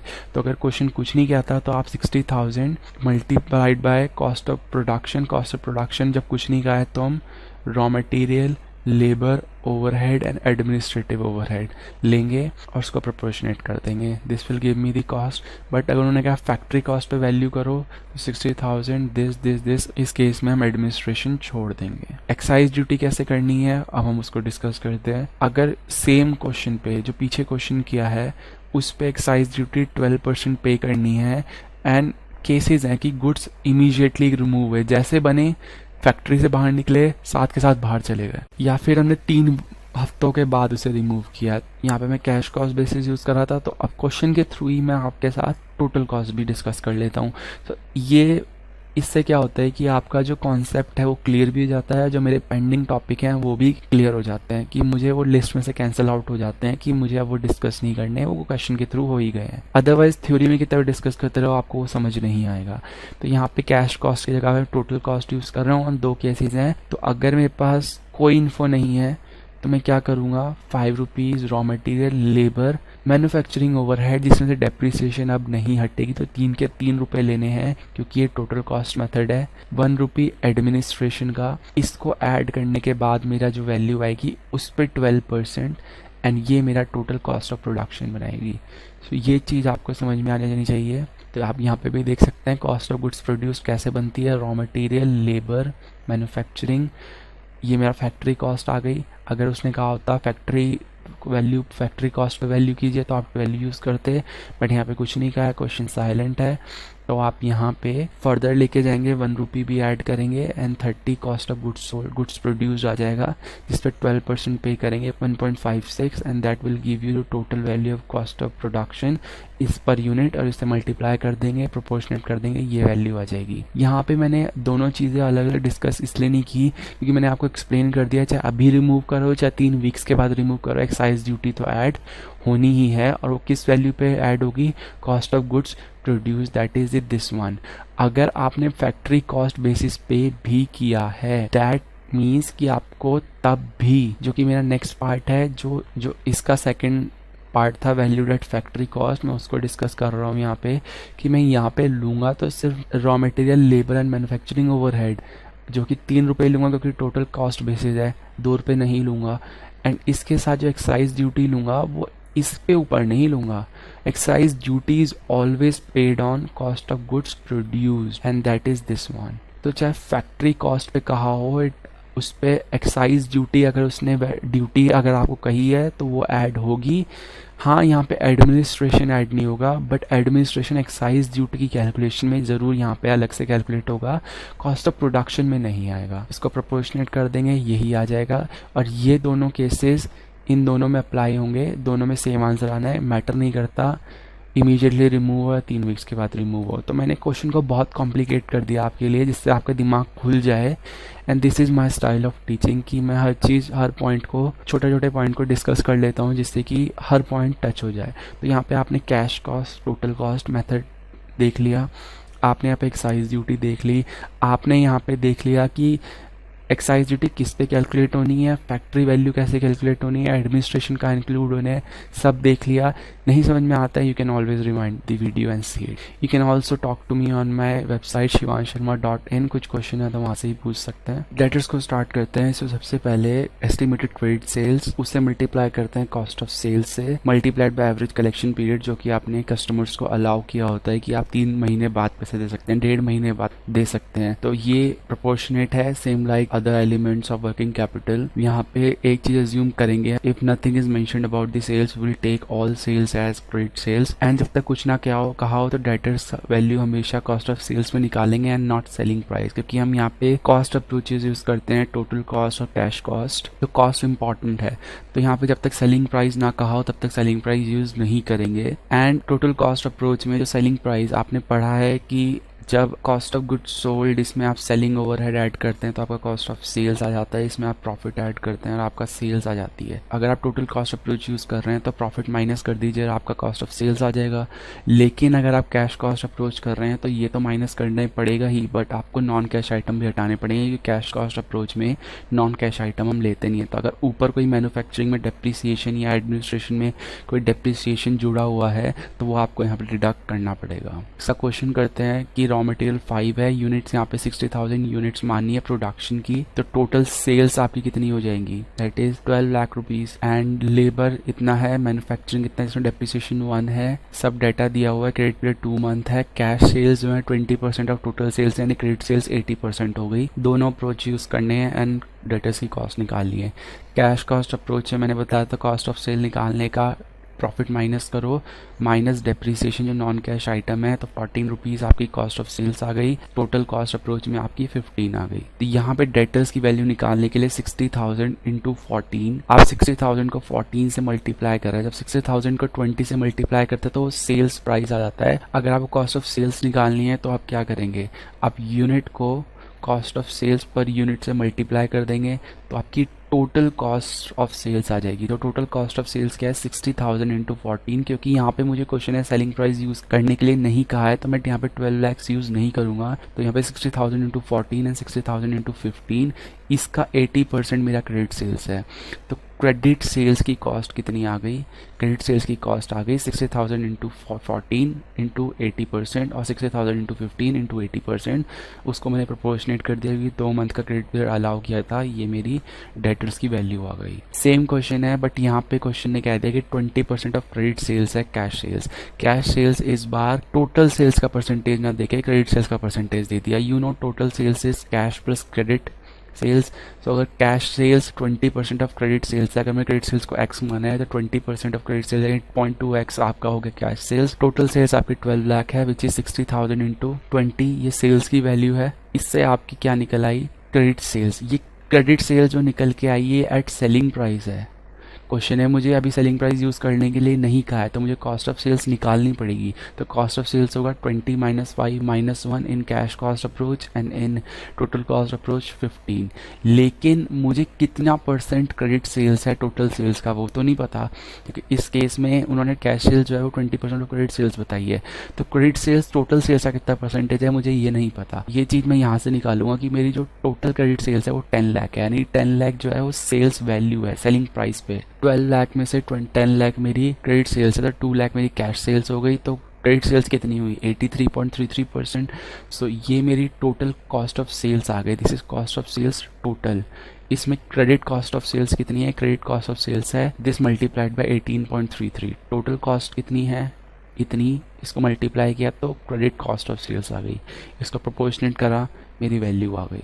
सेम क्वेश्चन रिटर्न्स जब कैलकुलेट करेंगे तो क्रेडिट परचेजेस के लिए आ सकता है कि cash purchases are 20% of credit purchases. तो उस केस में भी आपको इक्वेशन बना के काम करना है। This equation helps in calculating the proportion of credit sales to the total sales. लेकिन अगर क्वेश्चन ने कुछ नहीं कहा है तो फॉर्मूले में तो आप कॉस्ट ऑफ सेल्स ही यूज़ करेंगे।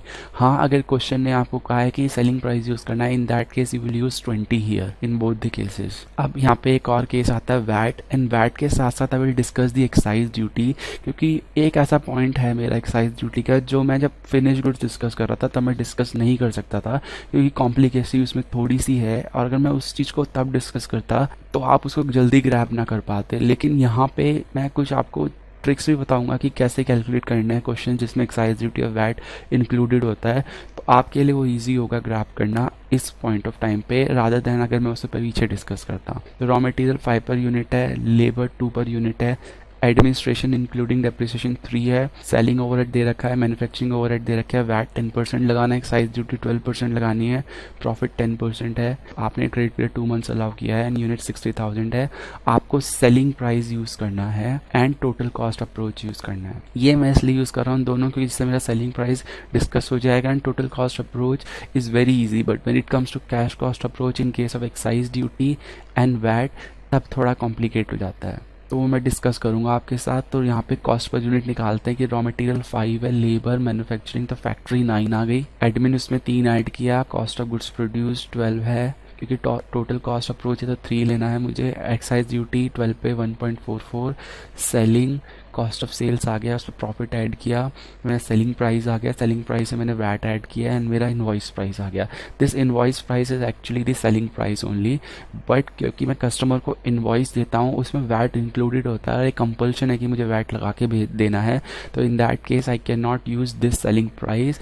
इफ क्वेश्चन इज सेइंग कि सेलिंग प्राइस यूज़ करो, वो इनडायरेक्टली आपको इनवॉइस प्राइस कह रहा है इन केस ऑफ वैट। तो 60,000 को टोटल में क्रेडिट सेल्स मान लूँगा, क्योंकि यहाँ पे क्रेडिट सेल्स और कैश सेल्स का प्रोपोर्शन नहीं दिया है, तो टोटल एज्यूम कर लेंगे। ये मेरी अजम्पशन भी थी कि if nothing is mentioned I can use total sales as credit sales. Plus यहाँ पे कॉस्ट ऑफ सेल्स नहीं बोला है, उसने सेलिंग प्राइस बोला है, and which is the invoice price here because I have to include VAT in it and I will proportionate it and I will get the value। आपको assumption नीचे mention कर देनी है that I am assuming all sales are credit sales। आप अगर इसी case में अगर कैश कॉस्ट अप्रोच बोल दे हो या फिर आपको बोल दे कॉस्ट ऑफ सेल्स यूज़ करनी है, instead of using this selling price, यहाँ पे आपको मेन जो अजम्पशन होती है कि कॉस्ट ऑफ सेल्स पे ही कैलकुलेट होता है ये, अगर वो यूज़ करनी है तो कैसे क्वेश्चन होगा।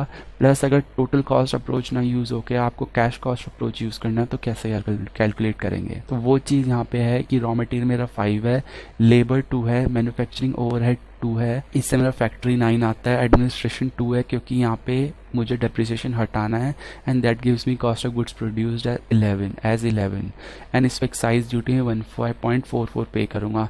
ये क्या चीज़ है, एक्साइज ड्यूटी 1.44 तो बन नहीं रही है, बट यहाँ पे ये ही चीज़ जो मुझे डिस्कस करनी है आपके साथ, जब कैश कॉस्ट अप्रोच आता है तो एक्साइज ड्यूटी हमारी स्टेटमेंट के हिसाब से कैलकुलेट नहीं होती।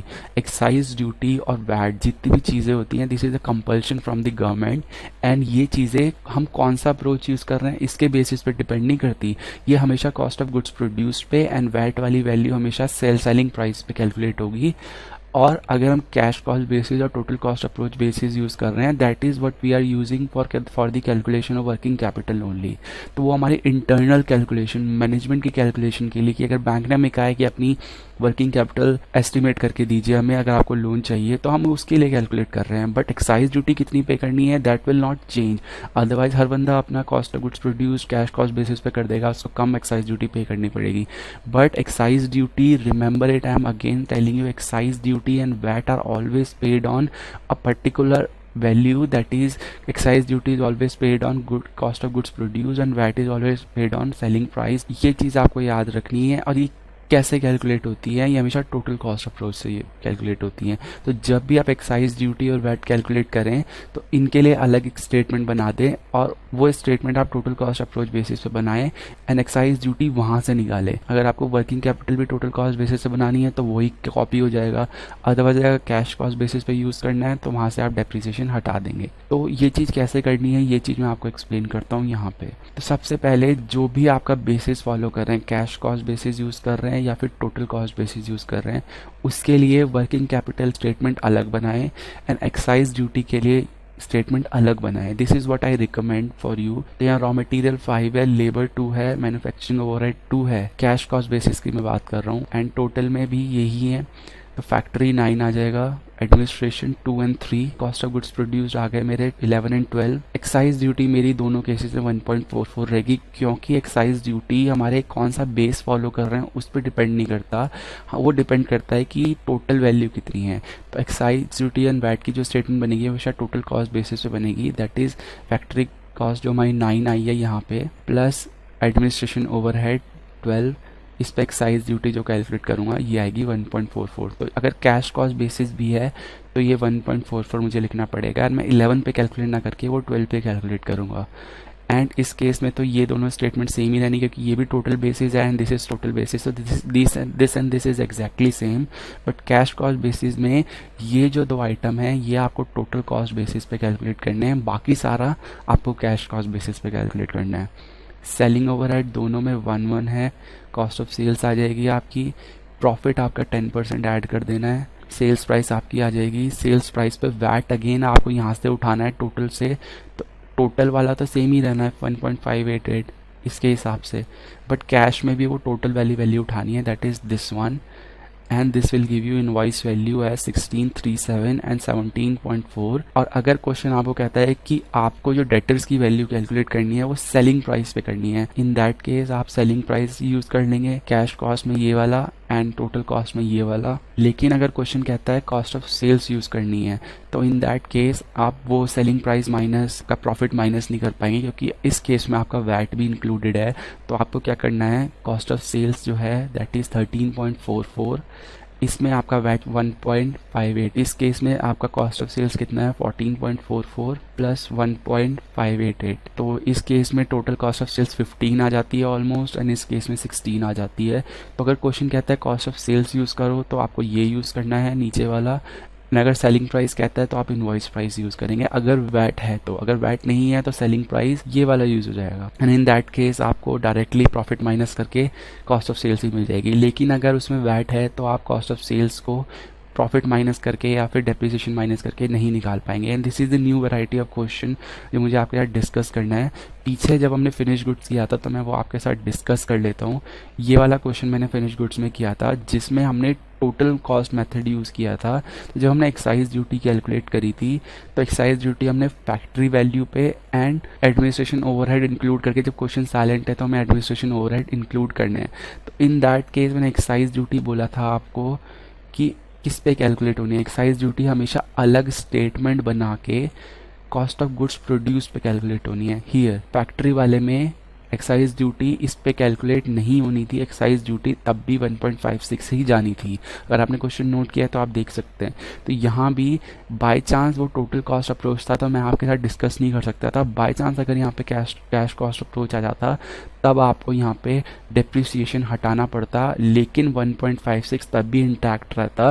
तो इसलिए I always recommend whenever there is a case of excise duty and VAT, always make a separate statement that relates to excise duty and VAT. By chance यहाँ पे टोटल कॉस्ट अप्रोच था तो कोई harm नहीं हुआ, अगर यहाँ पे कैश कॉस्ट अप्रोच आ जाता तो यहाँ पे दिक्कत हो जाती। तो ये चीज़ हमेशा ध्यान रखिए कि आपके पास जब भी टैक्सेस आएँ then you have to be a little worried, आपको थोड़ा अलार्म बजना चाहिए that now I have excise duty and VAT in my question, so I cannot calculate cost of sales directly by subtracting profit from the sales value। इसके बाद current assets का item है cash. Cash को you can not estimate कि मुझे cash कैसे estimate करना है, तो कैश जितनी मिनिमम रिक्वायरमेंट मैनेजमेंट बताएगी वो आपको उतना रखना है। प्रीपेड एक्सपेंसेस जितना एक्सपेंस हुआ और उसको प्रीपेड पीरियड से मल्टीप्लाई कर देंगे, प्रोपोर्शनेट कर देंगे and that will give you the prepaid period. तो इसके लिए भी स्पेसिफिक कोई डिस्कशन करने की ज़रूरत नहीं है क्योंकि जो जितना खर्चा होगा उसको प्रोपोर्शनेट कर देंगे डायरेक्टली उसका। करंट लायबिलिटीज़ पे आते हैं। करंट एसेट्स पोर्शन मेरा वर्किंग कैपिटल में करंट एसेट्स पूरा हो चुका है। Now I am discussing the current liabilities. तो करंट लायबिलिटीज़ में सबसे पहले जो ईजी है that is the outstanding expenses. जितने भी आउटस्टैंडिंग एक्सपेंसेस हैं उसको आपको प्रोपोर्शनेट कर देना है, तो वो जस्ट लाइक प्रीपेड एक्सपेंसेस की तरह प्रोपोर्शनेट होगा, इसलिए I don't have to discuss it separately. Creditors for raw material में परचेजेज, जस्ट लाइक डेटर्स में सेल्स था क्रेडिट सेल्स, यहाँ पे क्रेडिट परचेजेज होगा। सेम अजम्पशन, अगर कुछ नहीं कहा था सारी परचेजेस को क्रेडिट परचेज मान लेंगे, multiplied by credit period by suppliers into raw material price. यहाँ पे आपको कॉस्ट ऑफ सेल से मल्टीप्लाई नहीं करना है, या there is no such thing like cost of purchase. तो क्योंकि रॉ मटेरियल के क्रेडिटर्स हैं तो रॉ मटेरियल की कॉस्ट यूज़ होगी, जितनी भी होगी जो हमने WIP या फिर रॉ मटेरियल के केस में यूज़ करी है वही प्राइस यहाँ पे आएगा। तो credit purchases into raw material per unit price multiplied by कितना पीरियड क्रेडिटर्स ने आपको अलाउ किया है उसके हिसाब से प्रोपोर्शनेट कर देंगे and you will get the value of creditors for raw material. तो यहाँ पे डेटर्स की तरह कोई कॉम्प्लिकेटेड केस नहीं है। Yes there can be a case जहाँ पे credit sales and cash sales का प्रोपोर्शन टोटल सेल्स में या फिर आपस में दे सकते हैं, जिसमें हमने इक्वेशन बना के क्वेश्चन किया था, वो अभी भी यहाँ पे भी आ सकता है।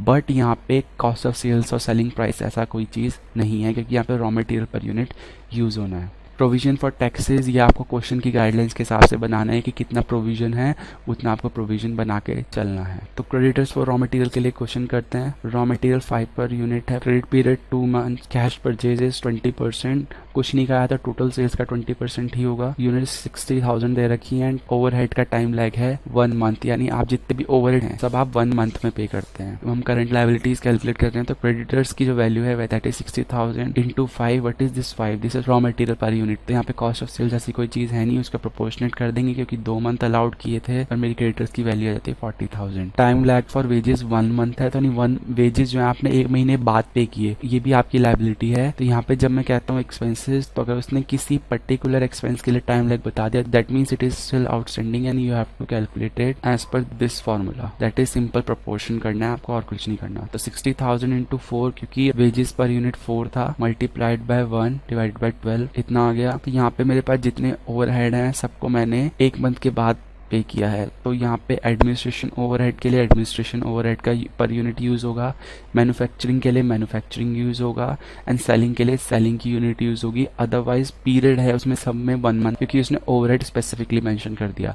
अगर वो कहता है सेलिंग ओवरहेड मैंने 1 मंथ बाद पे किए हैं एंड एडमिनिस्ट्रेशन ओवरहेड मैंने हाफ मंथ बाद पे की, तो उस केस में आप वो यूज़ करते हैं। तो यहाँ पे टोटल करंट लायबिलिटीज आ जाती है सबका सम, दैट इज 85,000। यहाँ पे अब हम स्पेशल क्वेश्चन करेंगे जिसमें हमें वर्किंग कैपिटल टोटल कैलकुलेट करनी है, that is current assets and current liabilities. तो सबसे पहले फर्स्ट क्वेश्चन की वैरायटी है that is raw material, wages, manufacturing. Material in hand आपका 2 मंथ के लिए था, production time 1 month.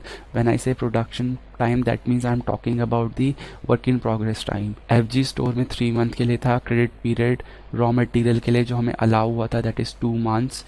Credit allowed to customer 3 months. Average cash हमें 20,000 रखना है। सेफ्टी मार्जिन का नया कॉन्सेप्ट आया, this is my first variety of question कि मुझे 20% सेफ्टी मार्जिन रखना है। ये क्या है I will discuss with you. Wages and overhead are paid in the following month, यानी 1 महीने के बाद। तो वेजेस एंड ओवरहेड का दोनों का पीरियड 1 मंथ है, तो जब हम करंट लायबिलिटीज कैलकुलेट करेंगे तो दोनों को 1 मंथ के हिसाब से प्रोपोर्शनेट करेंगे करंट लायबिलिटीज में। All raw material are charge initially, that means सारा रॉ मटेरियल प्रोसेस में शुरू में डाल दिया था तो उसकी डिग्री ऑफ कंप्लीशन 100% होगी।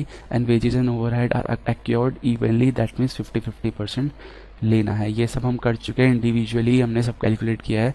तो अब अगर कंबाइंड क्वेश्चन आता है we should not have any problem. तो raw material 60,000 to raw material per unit that is 60% of selling price. Selling price मेरा 5 है, 5 का 60% मेरा रॉ मटेरियल पर यूनिट आ गया, उसको मैंने 2/12 कर दिया, तो मेरा आंसर 30,000। WIP कैलकुलेट करने के लिए raw material 180 divided by 1/12 into 100%।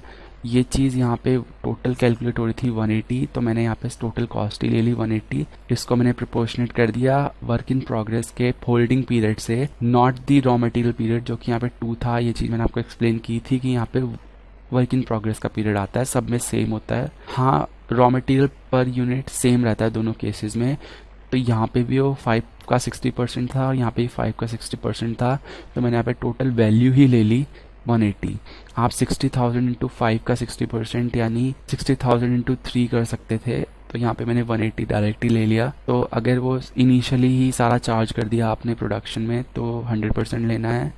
And labour के केस में 30,000 कॉस्ट आ रही थी, उसको 1/12 एंड 50% से आपको उसको मल्टीप्लाई करना है, सिंस वो इवनली एक्योर हुए हैं। मैन्युफैक्चरिंग ओवरहेड में भी सेम करना है and you will get the value of working capital as this one. तो वर्किंग कैपिटल मेरी इतनी आ गई।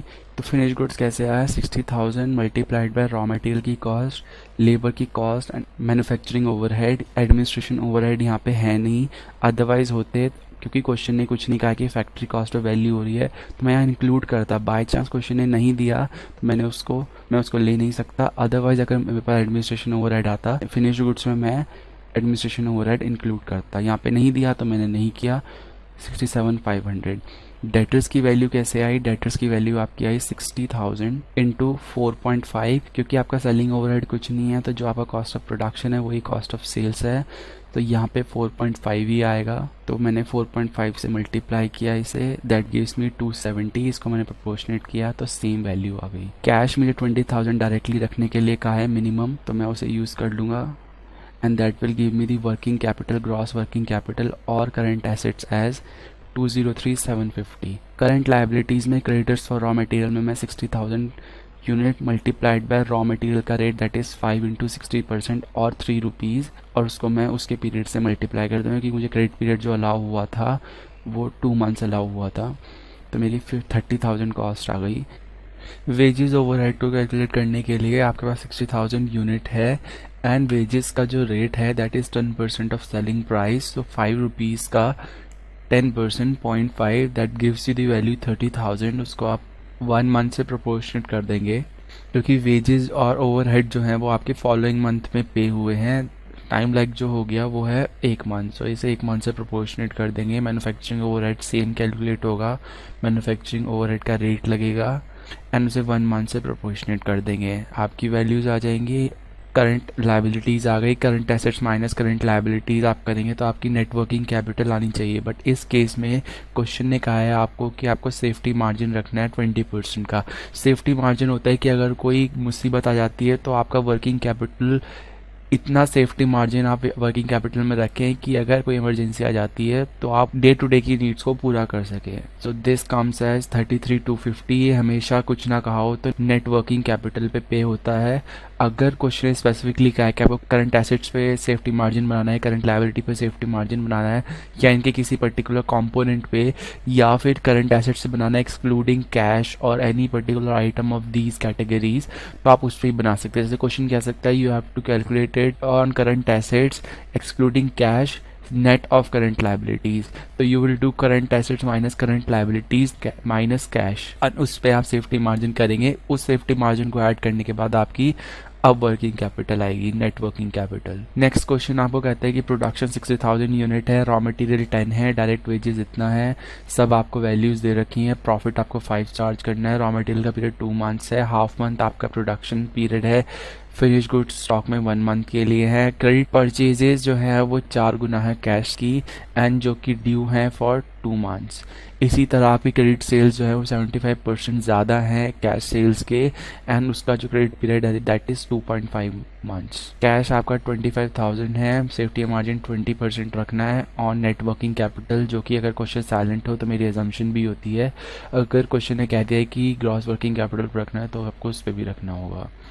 All cash expenses including wages are paid in the next month, so wages outstanding and all the overhead का सबका जो time lag हो गया that is 1 month, excluding cash purchase जो कि इंस्टेंटली पे हुई होंगी। इसके बाद जो आपका सेल्स प्रमोशन एक्सपेंस है 1,20,000 वो क्वार्टरली एडवांस में पे हुआ है। क्लोजिंग स्टॉक और ओपनिंग स्टॉक सेम है और आपको नेट वर्किंग कैपिटल एस्टिमेट करना है। तो स्टार्ट करते हैं क्वेश्चन। रॉ मटेरियल 6,000 यूनिट थी, 10 रुपीज़ पर यूनिट, 2 मंथ्स का होल्डिंग पीरियड था, 10 लाख वैल्यू आ गई।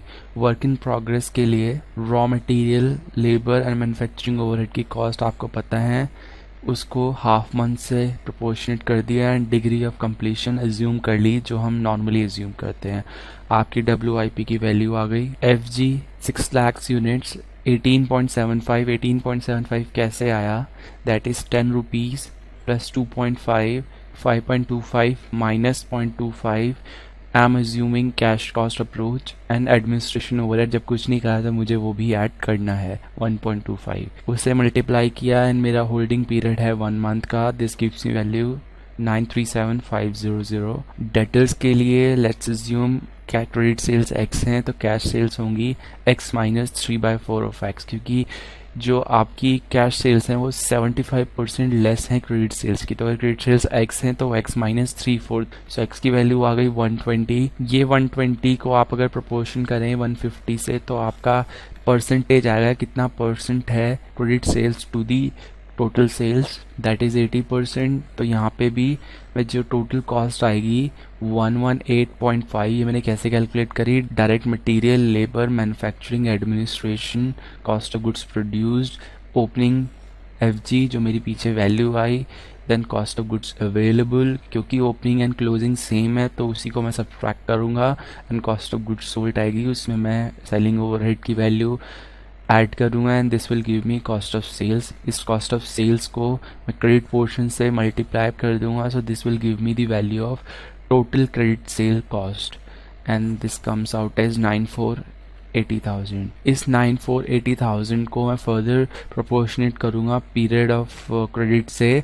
सो पीरियड ऑफ क्रेडिट है मेरा 2.5 मंथ एंड उसको मैं 12 से डिवाइड करूँगा। This will give me value as 1975,000 rupees.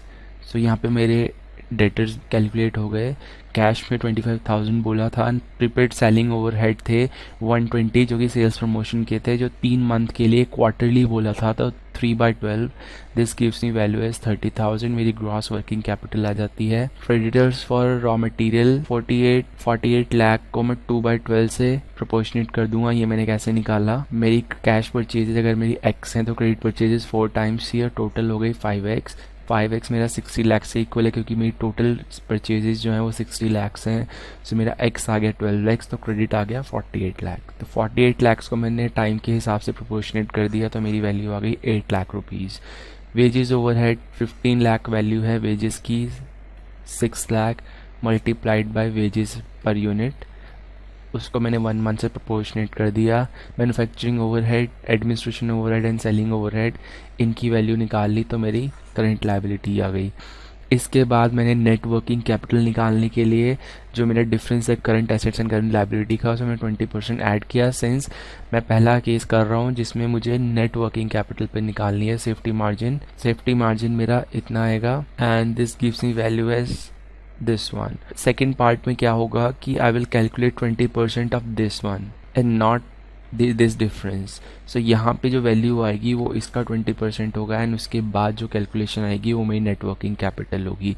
So I am not discussing second case with you, it's very easy. They can ask you to calculate safety margin on any value, any component of current asset, any component of current liability, and you'll have to follow the instruction. I don't think that there is any complicacy into this topic. I just needed to do one question जहाँ पे मैं ये दिखा सकूँ कि safety margin can be calculated on anything, question जो demand करता है, and that I have discussed with you, plus a new variety of question जहाँ पे लैंग्वेज को कॉम्प्लिकेट कर सकते हैं। एक नया कॉन्सेप्ट डिस्कस करेंगे यहाँ पे डबल शिफ्ट का। डबल शिफ्ट में क्या होता है, जब हमें अपनी प्रोडक्शन बढ़ानी होती है या फिर अपनी इफिशिएंसी बढ़ानी होती है, we call for a shift जहाँ पे वर्कर्स एक्स्ट्रा काम करते हैं। That shift also increases our working capital. Of course हमें ज़्यादा रॉ मटेरियल चाहिए होगा, ज़्यादा फिनिश गुड्स प्रोड्यूस होगा, ज़्यादा क्रेडिटर्स से हमें डिमांड होगी, उसका क्या इफेक्ट होगा, and this is the variety of question जो आईसीआई ने भी डिस्कस किया है। So let's discuss it. अगर आप 2 शिफ्ट में काम कर रहे हैं, shift A and shift B, तो सबसे पहले आपका रॉ मटेरियल डबल हो जाएगा। It may not be proportionate but we assume अगर कुछ नहीं कहा तो डबल ही मानेंगे, क्योंकि अगर एक्स इसमें है तो एक्स यहाँ पे भी ज़रूरत होगी सेकेंड शिफ्ट में। And other variable expenses will also increase.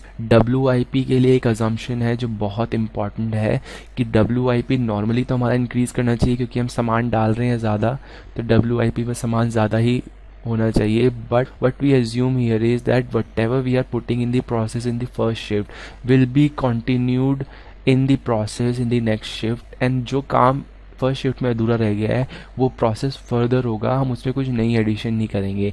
So the stock of WIP will not change here, and this is the most important assumption that I am taking here. Unless mentioned otherwise, you have to assume that the stock of WIP will remain same. एक shift का process अगले shift में पूरा करते हैं, उसमें कुछ addition नहीं करते।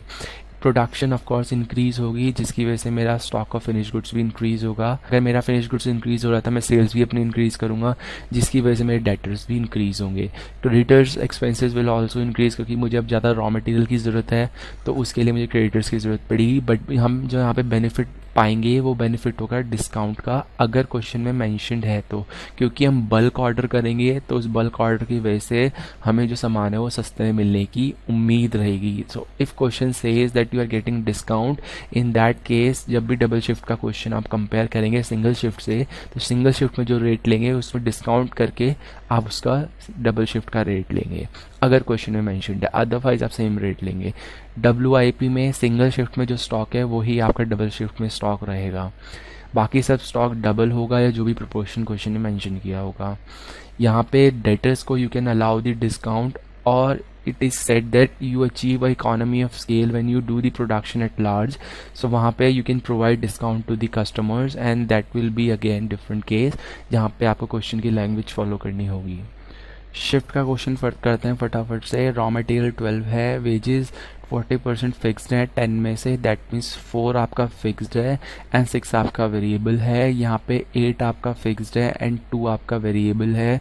प्रॉफिट आपका 4 है एंड सेलिंग प्राइस आपको 36 चार्ज करना है। सेल्स की वैल्यू आपको दे रखी है, रॉ मटेरियल एट कॉस्ट दे रखा है 72,000। WIP जो कि हमेशा प्राइम कॉस्ट पे होता है, prime cost means direct raw material plus conversion cost, जो मैंने आपको पहले भी समझाई थी। तो ये हमेशा अगर कुछ कहा भी ना हो तब भी प्राइम कॉस्ट पे हमेशा WIP कैलकुलेट होती है।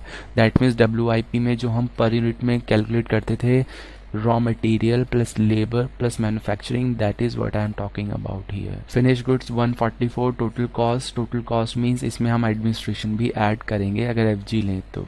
सन्डी डेटर्स की वैल्यू आपको दे रखी है। क्रेडिटर्स आपको 10% डिस्काउंट अलाउ करते हैं डबल शिफ्ट में। क्रेडिट पीरियड जो हम कस्टमर्स को अलाउ करते हैं, and selling price will remain same in the second shift. Creditors हमें अभी भी 2 मंथ का पीरियड अलाउ करेंगे, वो ज़्यादा नहीं करेंगे पीरियड।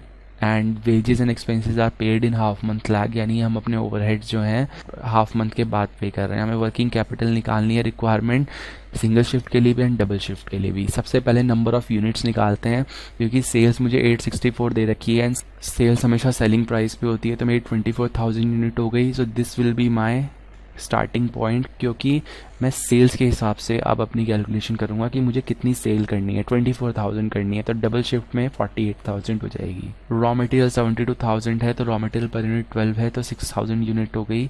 WIP 22 है, WIP कैसे निकला, that is 12 rupees plus 10 rupees wages and overhead. हमें जब कुछ नहीं कहा है तो वी विल नॉट एज्यूम ये मैन्युफैक्चरिंग है, वी विल एज्यूम कि वो अदर है। तो यहाँ पे WIP की वैल्यू हो गई 22, तो 2000 यूनिट आ गई। FG मेरा 32, इस 22 में मैं 10 ओवरहेड का भी ऐड कर दूंगा and this will give me 4500 units. Debtors यहाँ पे हम सेलिंग प्राइस पे लेंगे क्योंकि हम यहाँ पे सेल्स के कंपैरिजन में बात कर रहे हैं। हम कॉस्ट ऑफ सेल्स तो अपनी वर्किंग कैपिटल के लिए यूज करते हैं, तो यहाँ पे डेटर्स की वैल्यू आ गई 6000 यूनिट्स। तो कॉस्ट ऑफ सेल्स क्या हो गई 36 - 4 that is 32। Cost of sales आप ऐसे भी निकाल सकते हैं 12 + 10 + 10 दैट इज 32, जो इस केस में क्योंकि आपका सेलिंग ओवरहेड वगैरह कुछ नहीं है, so this will be similar to cost of production as well. Question ने आपसे वर्किंग कैपिटल रिक्वायरमेंट मांगी है, बट ये क्वेश्चन 2 स्टेप में होगा। सबसे पहले आपको स्टेटमेंट ऑफ प्रॉफिटेबिलिटी, ये मैंने आपको पहले डिस्कस की है। Statement of profitability is nothing but the cost sheet per unit, and उसको अगर एक्सपैंड कर दे यूनिट से मल्टीप्लाई कर दे तो टोटल अमाउंट से भी हम कैलकुलेट कर सकते हैं। आपको दोनों शिफ्ट के लिए निकालनी है 24,000 एंड 48,000, और यहाँ पे आपको statement of working capital requirement भी निकालनी है। ये आपने यूनिट्स अभी अभी कैलकुलेट करी, इसको आप इनके रेट से मल्टीप्लाई करेंगे, सिंगल शिफ्ट की वैल्यू आ जाएगी। करंट लायबिलिटी क्रेडिटर्स की वैल्यू कैसे निकालनी है, I am just going to tell you in a short bit. यहाँ पे स्टेटमेंट ऑफ प्रॉफिटेबिलिटी अगर कॉस्ट शीट पर यूनिट निकालनी है, क्योंकि यही यूनिट्स आगे यूज होनी है वर्किंग कैपिटल में, तो ये तो चीज़ हम हमेशा से करते आ रहे हैं कि हम रॉ मटेरियल प्लस लेबर ये तो हमेशा से ऐड करते आ रहे हैं। तो यहाँ पे कुछ डिफरेंट नहीं है, जस्ट हमने वेरिएबल एंड फिक्स्ड को तोड़ दिया। तो यहाँ पे रेट्स आपको सब पता है, आपको सबकी वैल्यू 24,000 के हिसाब से निकाल लेनी है, and that is quite easy in single shift. Double shift में क्या करना है, क्योंकि आपको 10% डिस्काउंट क्रेडिटर्स ने रॉ मटेरियल पे दिया था, तो you have to deduct that 12%, 10% from 12 rupees and you will get per unit price as 10 rupees 80 paisa. इसको आप 48,000 से मल्टीप्लाई करेंगे, आपकी वैल्यू आ जाएगी। वेरिएबल पर यूनिट यहाँ पे हमेशा सेम रहती है, and this thing I assume that you know कि वेरिएबल कॉस्ट जो होती है, वेरिएबल प्राइस कॉस्ट जो होती है वो चेंज होती है आउटपुट के साथ, but variable cost per unit same रहती है। वेरिएबल कॉस्ट पर यूनिट अगर 6 है तो यहाँ भी 6 ही रहनी है, बट फिक्स्ड चेंज हो जाएगी क्योंकि fixed per unit, fixed cost per unit change होती है। तो यहाँ पे 4 है तो यहाँ पे कितनी होगी, ये कैसे निकलेगा ये भी बताता हूँ मैं। यहाँ पे भी 2 है तो यहाँ पे भी 2 रहेगी। फिक्स्ड क्या होगा वैल्यू ये भी मुझे बतानी है, तो ये कैसे निकलेगी, क्योंकि फिक्स्ड कॉस्ट टोटल वैल्यू में सेम रहती है, तो यहाँ पे 96,000 सेम रहेगा एंड यहाँ पे 192 सेम रहेगा। इसके हिसाब से आप इसको 48 से डिवाइड करके you can calculate 2 rupees and 4 rupees respectively. So ये चीज़ यहाँ पे बस नहीं आई है प्रॉफिटेबिलिटी स्टेटमेंट में कि अगर आप डबल शिफ्ट में जाते हैं तो आपको प्राइसेस कैसे कैलकुलेट करने हैं। प्राइसेस आपको ऐसे कैलकुलेट करने हैं, अगर वेरिएबल कॉस्ट पर यूनिट है दैट विल रिमेन सेम, अगर फिक्स्ड कॉस्ट पर यूनिट है तो उसको आप टोटल फिक्स्ड कॉस्ट से कंपेयर करके देन आप कैलकुलेट करेंगे टोटल यूनिट से डिवाइड करके। ओके, टोटल कॉस्ट आपकी इतनी आ गई। इसके बाद आपका सेलिंग प्राइस क्योंकि चेंज नहीं होना है तो आप ये लेंगे, अगर क्वेश्चन इसको चेंज करने के लिए कहता है तो आप ये लेंगे, and balancing figure will be your profit, and इससे आप अपनी प्रॉफिट वैल्यू कैलकुलेट करेंगे, and that is why it is called statement of profitability. यहाँ पे भी डबल शिफ्ट में, क्योंकि मैंने आपको बताया था रॉ मटेरियल डबल हो जाएगा, WIP का स्टॉक सेम रहेगा, ये चीज़ मैंने आपको एक्सप्लेन करी है। FG का स्टॉक डबल हो जाएगा क्योंकि डेटर्स को हमने सेल ज़्यादा करी होगी तो उसकी यूनिट भी हम डबल करेंगे। टोटल वैल्यू आ जाएगी मेरी यूनिट्स में। इसके बाद क्रेडिटर्स वगैरह कैसे कैलकुलेट होने हैं मैं ये भी डिस्कस करता हूँ आपके साथ। रेट्स आपको 10.8, इस 10.8 में आप जैसे आपने ये कैलकुलेट करें हैं प्लस करके वही प्लस करके लेना है, एंड आपकी ये वैल्यूज़ आ जाएंगी।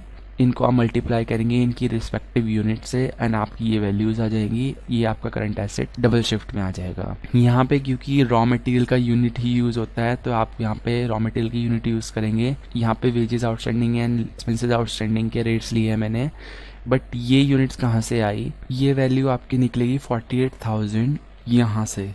जो 288,000 था ये आपका टोटल रॉ मटेरियल था, इसमें से क्रेडिटर्स ने आपको जो है वो 2 मंथ का पीरियड अलाउ किया है, तो आप उसको 2 मंथ के हिसाब से प्रोपोर्शनेट करेंगे तो जो आपकी वैल्यू आएगी दैट विल बी 48,000।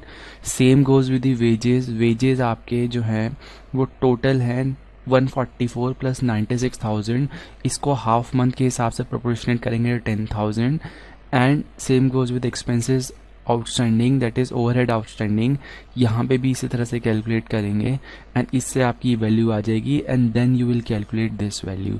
सो किस तरह से फ्लो करना है ये चीज़ भी आपको रिमेंबर करनी है। इसके लिए मैंने आपके एरो बना दिए हैं, you can also put the arrows so that you can remember. Sometimes what happens that when you recall the question you don't know how to process the question and फिर क्या होता है कि आप जब पढ़ रहे हैं अगर एरोज वगैरह नहीं है then you keep on searching कि ये कहाँ से आया। तो you should note down somewhere और इस पे स्टार लगा लीजिए कि ये कहाँ से आया है। ये स्टेटमेंट ऑफ प्रॉफिटेबिलिटी से आया, टोटल अमाउंट से। ओके, यहाँ पे मेरी जो करंट लायबिलिटी आ जाती है वो इतनी आएगी, करंट एसेट्स इतने थे तो मेरी वर्किंग कैपिटल इतनी आ जाती है।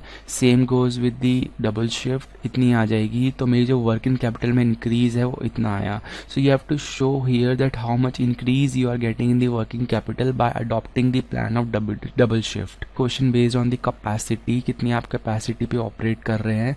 फिफ्थ टाइप का क्वेश्चन जो आता है वो आता है प्रोजेक्टेड बैलेंस शीट और प्रॉफिट एंड लॉस स्टेटमेंट।